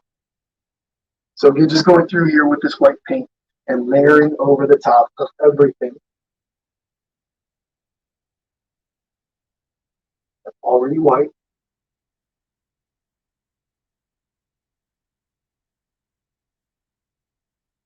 Now I thought that I had put my phone, which is what I'm using for the camera that's facing me, on silent mode. Pretty positive that I checked it, but a phone call came in earlier, vibrated. I know I've already mentioned this, but that's just one of the little things that, as we're scrambling, it can happen. So I can either switch brushes now and start working with a larger one, or I can continue using my little round one here. And you can make this paint a little bit thicker. I'm just grabbing quite a bit of a gob of paint, using it to give my bird a little bit of a 3D effect. By making this layer a little thicker, I'm giving my bird a little bit of dimension, a little bit of depth. Okay. Come back to my other bird and do the parts in here also. Now that we're doing this second layer of white paint, everything's starting to get nice and even. Of course, you want to focus on covering up any pencil lines that you might still see. Now, if you're doing this in chalk, and Over time, I've learned that chalk is so much easier to work with whenever I do my drawings over paint. And prefer to do this in chalk, but I didn't have any of my dark chalk paint, so decided to do this with pencil last minute. But anyway, if you are out shopping, if you don't have any chalk, if you're out shopping for art supplies, I definitely recommend getting some drawing chalk, which is basically not much different from regular chalk. A little skinnier, a little smaller. Okay. So here's what we're going to do now. We're going to add some detail to those wings with this flight. So starting with this bird over here, you can pick your spots. There's no exact spot for any of this, but here across the center here, I'm going to zoom in a little bit. See if I can do this where I can see both birds. Here, I have white all the way across. Almost all the way across. You have it all the way across. Perfect. Not. Good too. Pick your little spot. Go. Here. Get them laying down the paint pretty thick.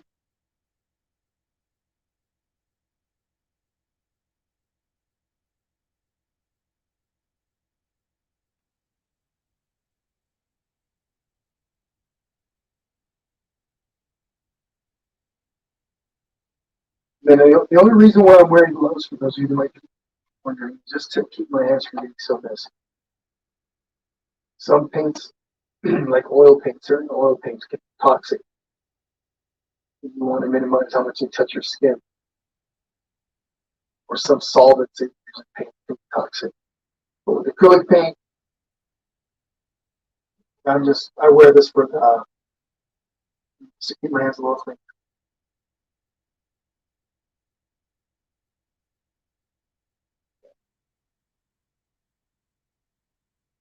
All right, so work on that for just a moment, and we're going to come over and work on the other bird. We have about a minute on that. Over to add some detail on this bird.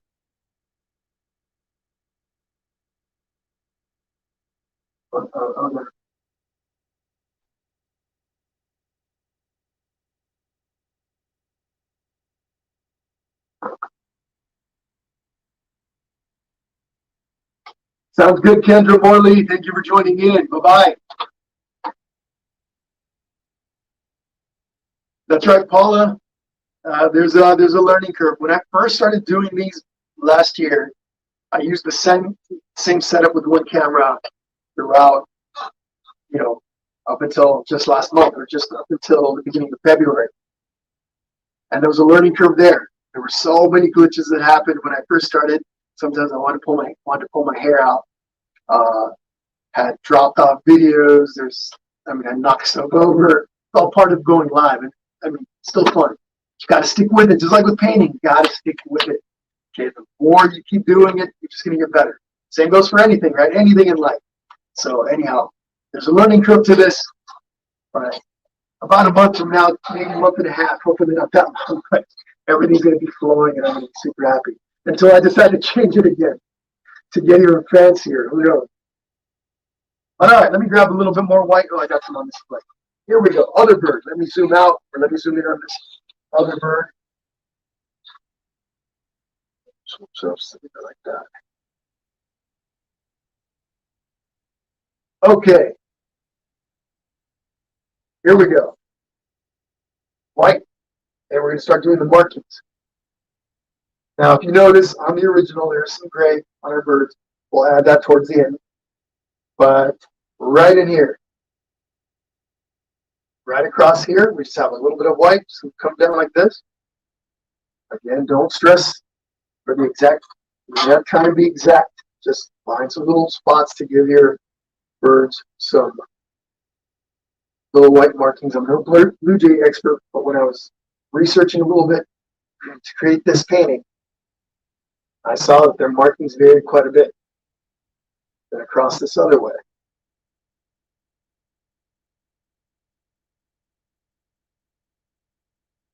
Okay. Just taking quite a bit of paint. Right in here maybe. Got a big old marking right there. And some of these feathers over here.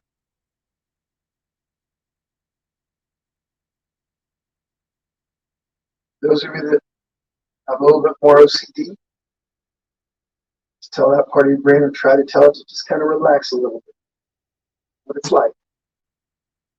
So just kind of look at it, painting, and put those little spots wherever you feel it. You don't have to be in the exact same spots as mine.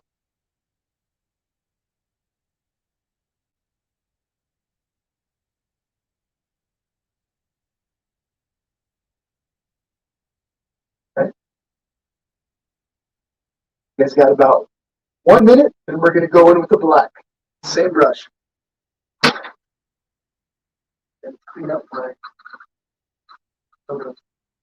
round number 0. And again, if you're going to paint between steps, you want your brushes to go right back in to the cup. Grabbing some of my black paint, scooping it up, bringing it over to one of my mixed plates. I'm going to take some water, get my brush into the water cup, bring that water over. 1, 2, maybe 3 drops, just depends on how much paint pulled out. By mixing water with the paint, we're going to make it flow quite a bit better. It's going to be a little more like ink. That's what we want. Now, spin the brush in the paint as I pull it away, making that tip quite a bit smaller. So what we're going to do, we're going to start with this guy right here. Okay, just going to come in here and I'm going to make little curved lines, kind of like this, all the way down the tail. How far apart? Doesn't really matter too much. It's kind of meet in the middle.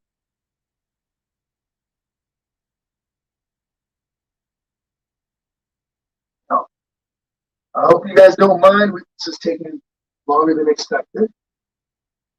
Okay. And again, no, you're not finished with it. Come on back to the recording session. I know some of you guys can paint for hours upon hours. I've had the messages. For those of you that did the Jack and Sally painting around Halloween time, we did that thing. Almost took us. I think it took us like 4 hours. Longest painting we've done live. But okay, I'm going to right over here. I might have to bring the canvas up a little bit for the camera. On this bird right here, I'm going to have this little curve.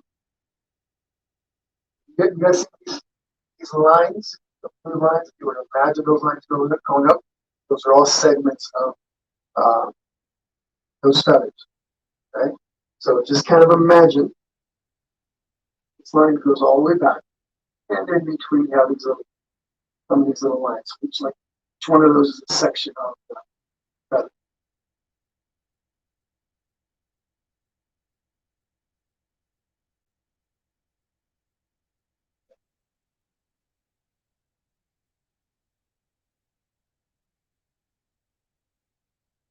Okay, I'm going to put this back for a moment.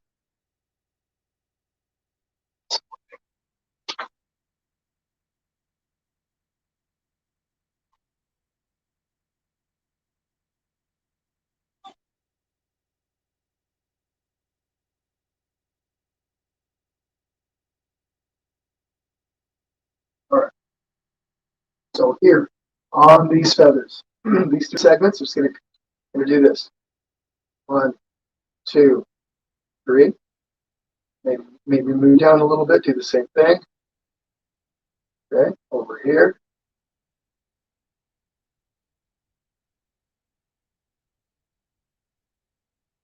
Okay, over on this side, same thing that we did over here. We're going to come over to this side. Again, folks, don't stress. Just eyeball it every once in a while, when I was doing these in person, paint sessions in person with large groups, I would get people like, oh, well, what's the exact distance of this to the like, relax, just eyeball it, do your best.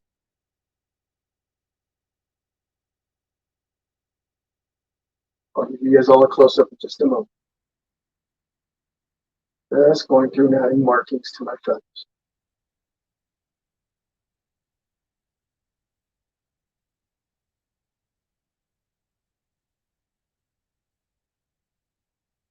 Okay. As you're making, take a little step back, look from a distance, look thicker, start thin, adjustments. Over here, you guys here, no, here.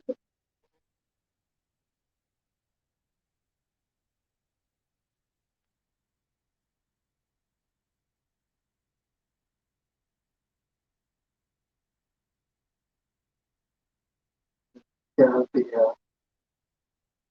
tail feathers.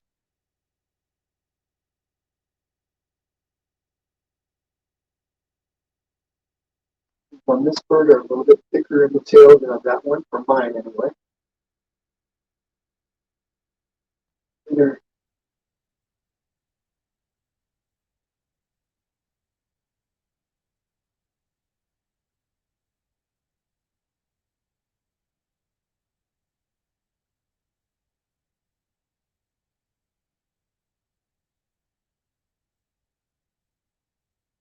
since you're working with the black paint, look at the little black markings on the face. Two, add an extra layer. Okay. Oh, perfect. Yeah. On this one here, right in here. Little black line coming out there. And also a little bit in here. You can also take some of this black paint. I don't have too many on this. Up in the feathers on this one, I didn't put too many of this dark black paint. Rather, for this one, what I did is I mixed a little bit of dark blue, black. You have black markings on that one too. Feathers up on top. But again, what I did for that, the original painting, is for this bird, I mixed some dark blue and so the blue and the black, making some really dark blue. I just get in here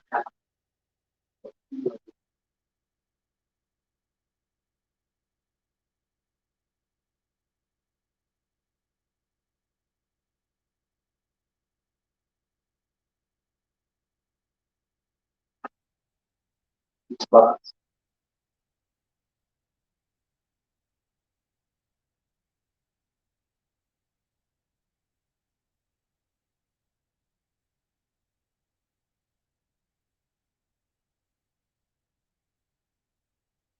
But what I saw was that many of the blue jays had different shades in them, right? Different shades of black. Some had a lot less black, and white. Oops. And got the one to got one with black. Gonna go back to the black here, and just gonna add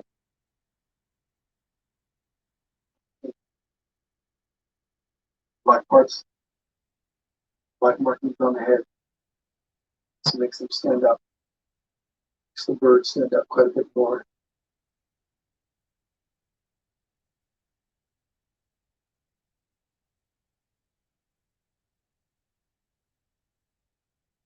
So I will be doing more challenging paintings like these from time to time. I try to include one once a month. These are tougher and much more of a learning experience. It creates more of a learning experience. It also creates more of a frustration painting. What I'm going to is when I set up my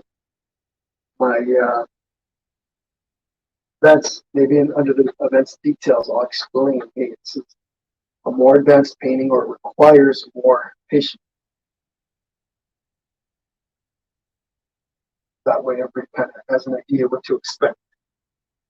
I mean, I know it's for some people, they look at it and they go, oh my gosh, that looks difficult. Tell, right? gauge it a little bit, especially if you painted the look or you don't know what's necessary. You can go, oh, that, I don't know how hard that is. You can't quite always tell how hard something is. So what I'm going to do now is just same brush, just going to dip my brush into some white paint, cleaned it up a little. Just the very, very point of my brush, tiny, I'm using my zero brush. I'm just going to come into each eyeball. Bird eyes come alive when you put little tiny dots in the reflections in the eye. Okay, so watch this one here. Big difference between that eyeball that isn't reflecting any light, and then you can just kind of tap a little light, and look at that. All of a sudden it comes alive. Added two little dots. All the difference in the world. Okay. So take a moment on that. Wow, it's 6 o'clock. Fast. Take a moment on that. I'm actually going to go ahead and do my do the bird leg. Same brush. I'm just going to take some brown. So I'm going to speed up the next part of all of this. I know lots of you have to quit here pretty soon, but again, you'll be able to watch this on the recorded session. So start with a little bit of brown. See some of the little leg in the front. I'll give you guys a close up. Some of the foot comes over on this side, but the front part is on the other side. Right? So now I'll take a little bit of black. So a little bit of black. Actually, a little bit of black here. Don't need much. I'll come in here.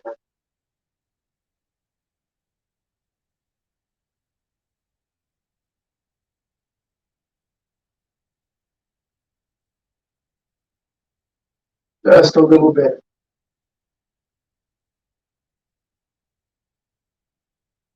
Remember that part of the leg or the foot is the front, so it drops off on the other edge of the branch, and then some of it is on the side. So you can see a little bit of it. Okay, so let's look at the leaves. So where we picked up a little bit. We still got quite a few of you guys hanging out. All right, let me back up. Let me zoom out a bit.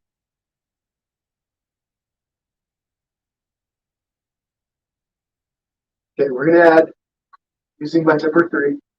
I've got this bright green right here. Whatever green you've got. A little dry because I've been sitting here for a bit. Take my brush, dip it in my water. So I dip my brush in my water and I bring some of this water over. Some green, I mix the two together. And then green paint and the water together.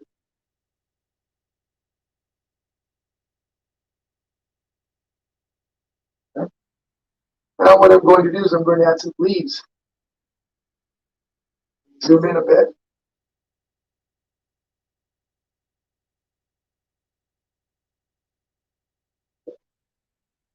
Okay.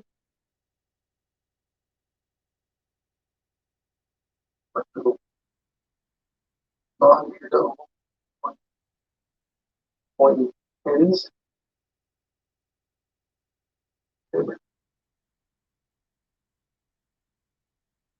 There.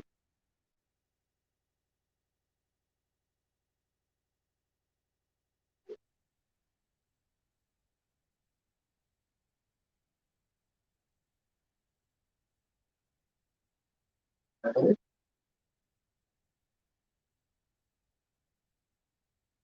And again, this may require, depending on your paint, it may require another layer of green.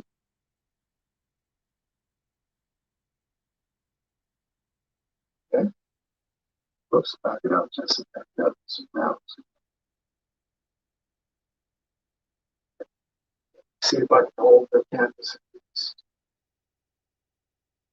So right up in here. With 3 little brush. Right here.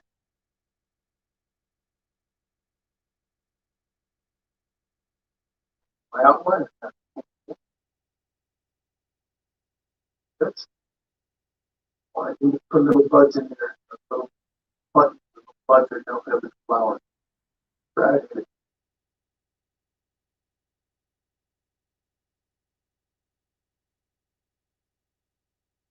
Yeah.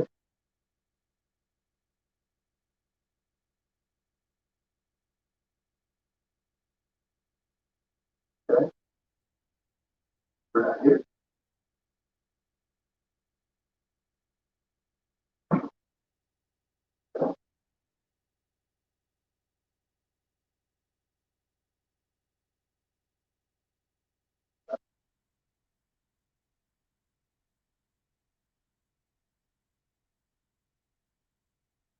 The two.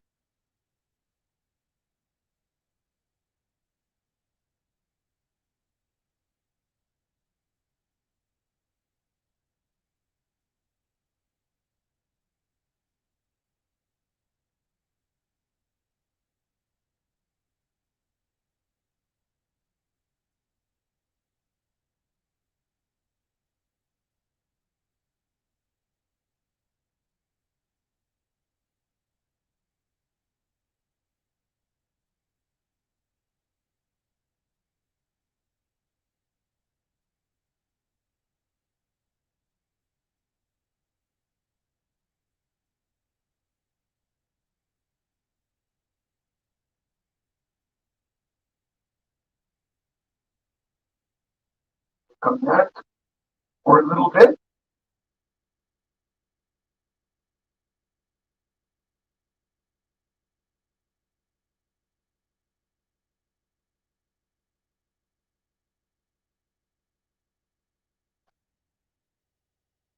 Somebody's saying, let's see, don't forget the leg. Um, so I'm hoping you're talking about that one. That's the only leg we got here. So the leg showing on the birds. I think we're good. I think that's what you're talking about. The other bird, no. So the other bird doesn't have any legs showing. So watch. Let me zoom back out. You only see one leg. Now, I suppose you could imagine a leg here, but they're on the. I would say that they're on the inside. And if you wanted to include a leg, you could, right? That would still work. A little tiny leg that kind of maybe peeks out over there. Um, or if you don't want to include a leg, you could simply bring the branch up a little bit higher. There's different ways to do it. Okay. All right. So I'm going to, now that we've got leaves in place, I'm going to take, let's see, a little number three, no, number zero around. I'm just going to dip it in right into my pink. That's pink right here. What I'm going to do with this is a couple of things. Center my little white flowers. Then, let's see here. Let's do all the little centers first. And you can do this with red or pretty much any color you want. Right in the very center. Oops, let me give you guys a close up.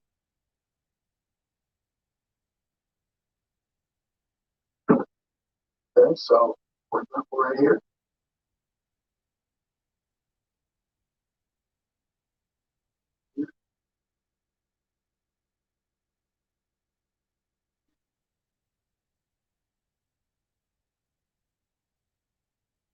Right here.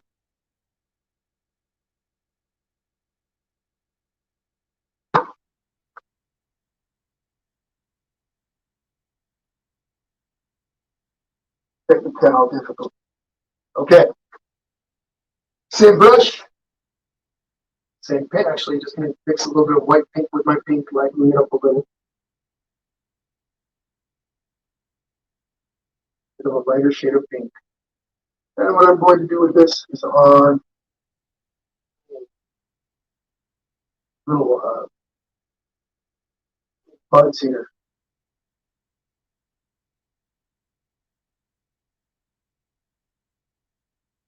Got a little bit of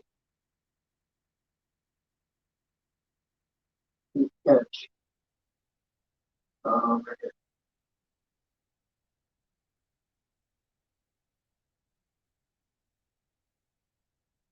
Ah,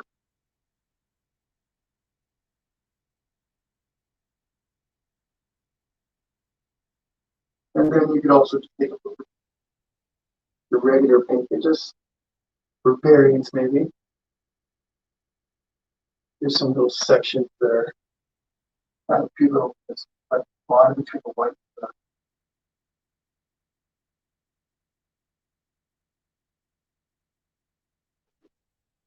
right variation there.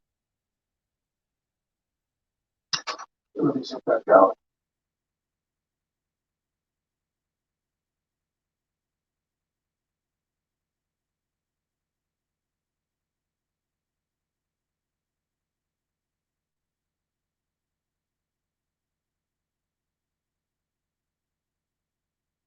Paula Cooper. So Paul is asking, is it easier to blend on canvas than paper? So I will say yes. My experience is that you can blend a little bit better on canvas, but it really depends also on the type of paper that you're using. There are some types of paper that, like multimedia paper, that can, depending on the thickness and things like that, can lend itself to blending. The surface of the canvas is a little bit more, just a little bit, lends itself a little bit more to that. However, it also depends on the type of canvas you're using, what kind of material that canvas is made of. Also, there's canvas boards and stretch canvas and that kind of stuff. But yes, generally speaking, you can. Blending is a process that just requires a little time, a little practice, and you can build it up quite nicely. But it does require practice, okay? So really quickly, folks, what I'm going to do is take some gray. Or that's the step. Also a little scared of it. Yeah. I'll take one of my small brushes, round number 3. Let me clean it up a little. I've got some white. I'm going to add a little bit of black to my white just to make some gray right on the whole spot. I don't need a lot. Some really light gray color just to accent some of the areas on the bird. Stand out a little. Still got a little bit of green in my brush. That's okay. Not enough to make it.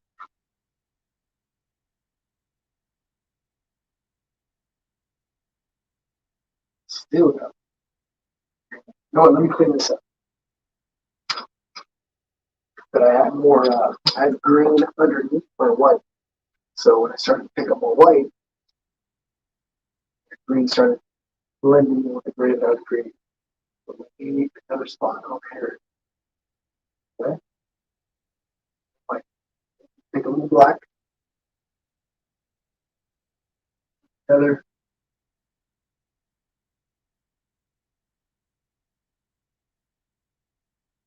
Now I'm going to use this.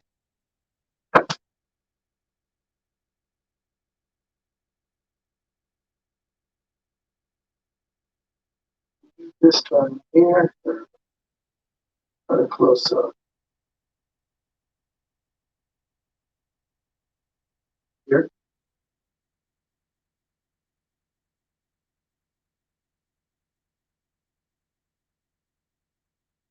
On the peak a little bit.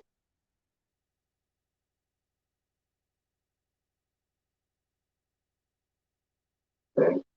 Down here maybe. The leg.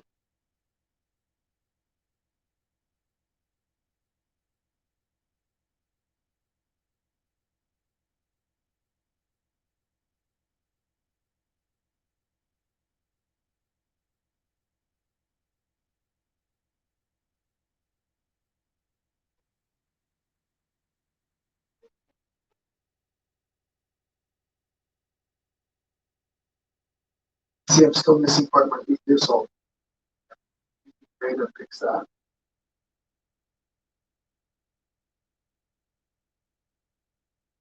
Great to fill this in also. And underneath maybe the neck.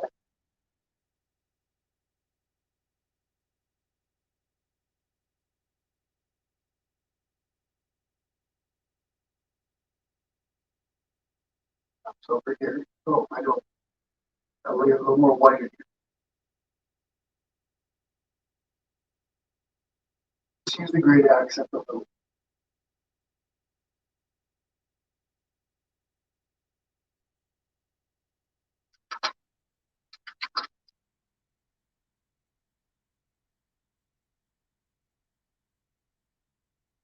My other round brush, scoop with some white. I don't have to grab any green.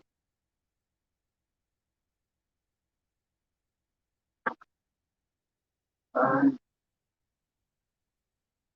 outer edges of my bird.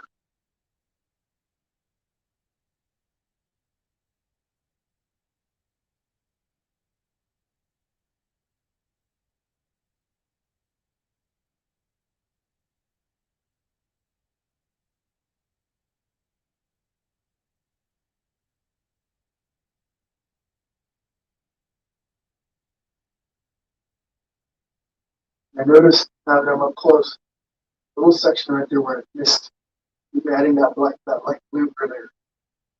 Force it in right there. You can just see just a little tiny bit from getting up nice and close. Just gonna grab a little bit of that blue. I think I still have some on my plate. The original mixture that I used.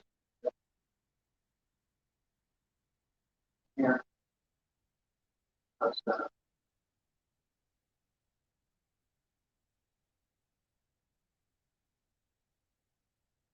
Gene classes that realize there's a lot of little steps and or there's more concentration. It's hard to concentrate on everything. When you're painting by yourself, all those little things are easier to see. So it's pretty funny because I've had to tell myself, hey, you gotta concentrate a little bit more, pay a little more attention. So I'm just using this blue here to come in and fill in these areas that I missed. What's cool about it is that the shade that I'm using is slightly different than the original, so it's kind of creating some cool effects. Happy to wax it. Contrast it against the original color. Happy to wax it. That's the one. All right. We'll step back and look at it. I see something that I'm missing, let me know. See eyeballs. Gray in there. Got my outlines. So one of the things that you could do, and I would do, is you could come in and do another layer of white over your flowers. Now my flowers are still, some of them are still kind of dry, still a little bit wet. So let me my blue dress here.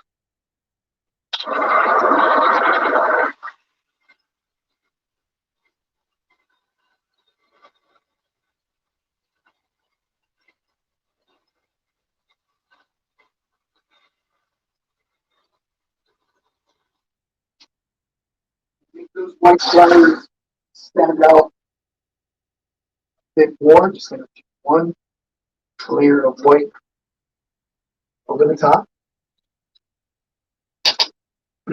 For golden. All right, here we go.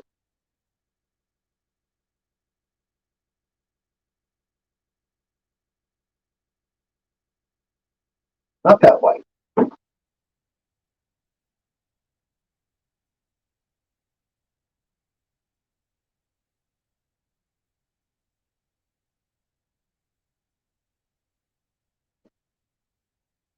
Here we go.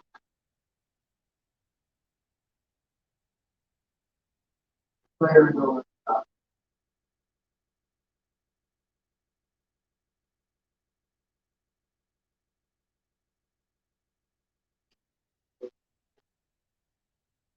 Pop. That's the one.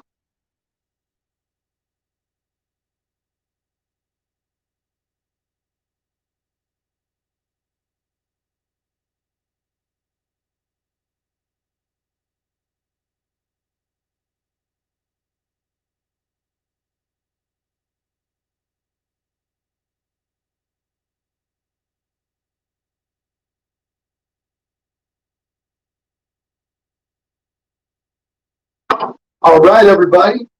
I think we've got it. I think we're all done.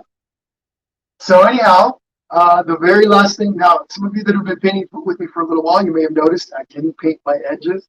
Normally I'll go around, when I do the background color, I'll paint the edges. So instead of this being stark white, I'll normally wrap the color that's on the front. I'll wrap it around the sides. That's an option. Some people don't like that. Some people love that. I tend to love it. For this painting, I didn't want to really mess with that, but that is something that you could do. Also, you can, one of the options that I talked about in the event page is using glitter. Let's see, it's using glitter paint. And there's not a whole lot of time. We've gone over quite a bit. But if you have any glitter paint, you could go over the top.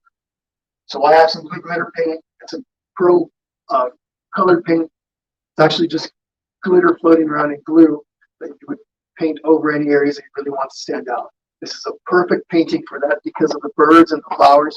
You can just take a little bit of that glitter paint and just add little accents wherever you'd like, and that tends to stand out. So green for the leaves, pink for the flowers, blue for the birds, a crystal or pearl color for the white part of the birds. Any of that would really, really make a huge difference. So, but we're not going to do that today just because of the time. But the very last thing I always tell people to do is to sign their masterpieces. You want people to know who painted the piece. Also, folks, please, please, please, and I didn't mention this before, for all of you newbies that joined in today or the new people that joined in, it's the painting. I like to see your pictures. If you guys can send me pictures of your masterpieces, that would be fantastic.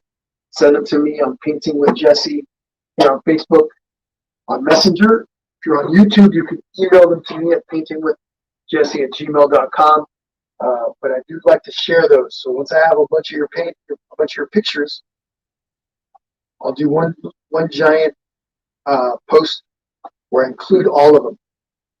So if you guys could, please send me pictures of your paintings. Preferably, if you're holding them, that would be fantastic. But if you're holding them, if you're painting in a group, if you guys all get together and send that over, take a picture and send that over, that would be fantastic. For those of you that are interested in helping support the page, I do have a virtual tip jar. I have a Venmo, I have a PayPal, and I have a Zelle. And I'm going to put up the information there. It's at the bottom of the screen now. For those of you that are interested, this is also listed in the description of the video. Okay. Venmo is at Painting with Jesse, all one word. PayPal is also at Painting with Jesse, all one word. If you use either of those platforms to help support the page, you'll see a picture at the top with me holding a canvas or something like that. And then Zelle is just my phone number, 951-217-2237. For those of you that can and are able to, and would like to, that would be greatly appreciated. You can also help the page by sharing this to your, where am I? Chat, where'd it go?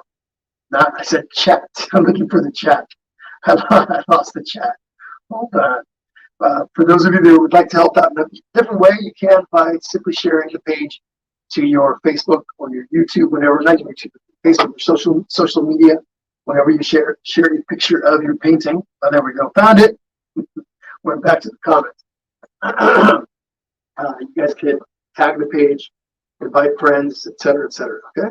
So again, everybody, I want to thank you guys for being here. Thank you for being here. Don't forget all the events that we have coming up.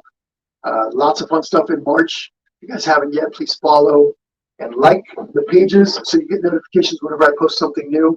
Earlier, I showed you just a few of the things that we have coming in March, but there's a lot more that's going to be added to that calendar. And for you guys to be able to see it, either you have to come to the page and search, or you simply follow the page and you'll get those notifications. All right. But all right, everyone, thank you guys so much. I know this was a little bit of a long one, a little extra long than usual. But again, please send me pictures. I appreciate you guys. Thank you so very much, and I hope to see you guys all very soon. Remember, we don't have anything coming up until March 2nd, Tuesday, March 2nd, when we do the Dr. Seuss paint along, and then after that, we're just going to have a whole bunch of stuff scheduled for March. Okay? Thank you again. I'll see you guys all later. Have a great night. Bye-bye.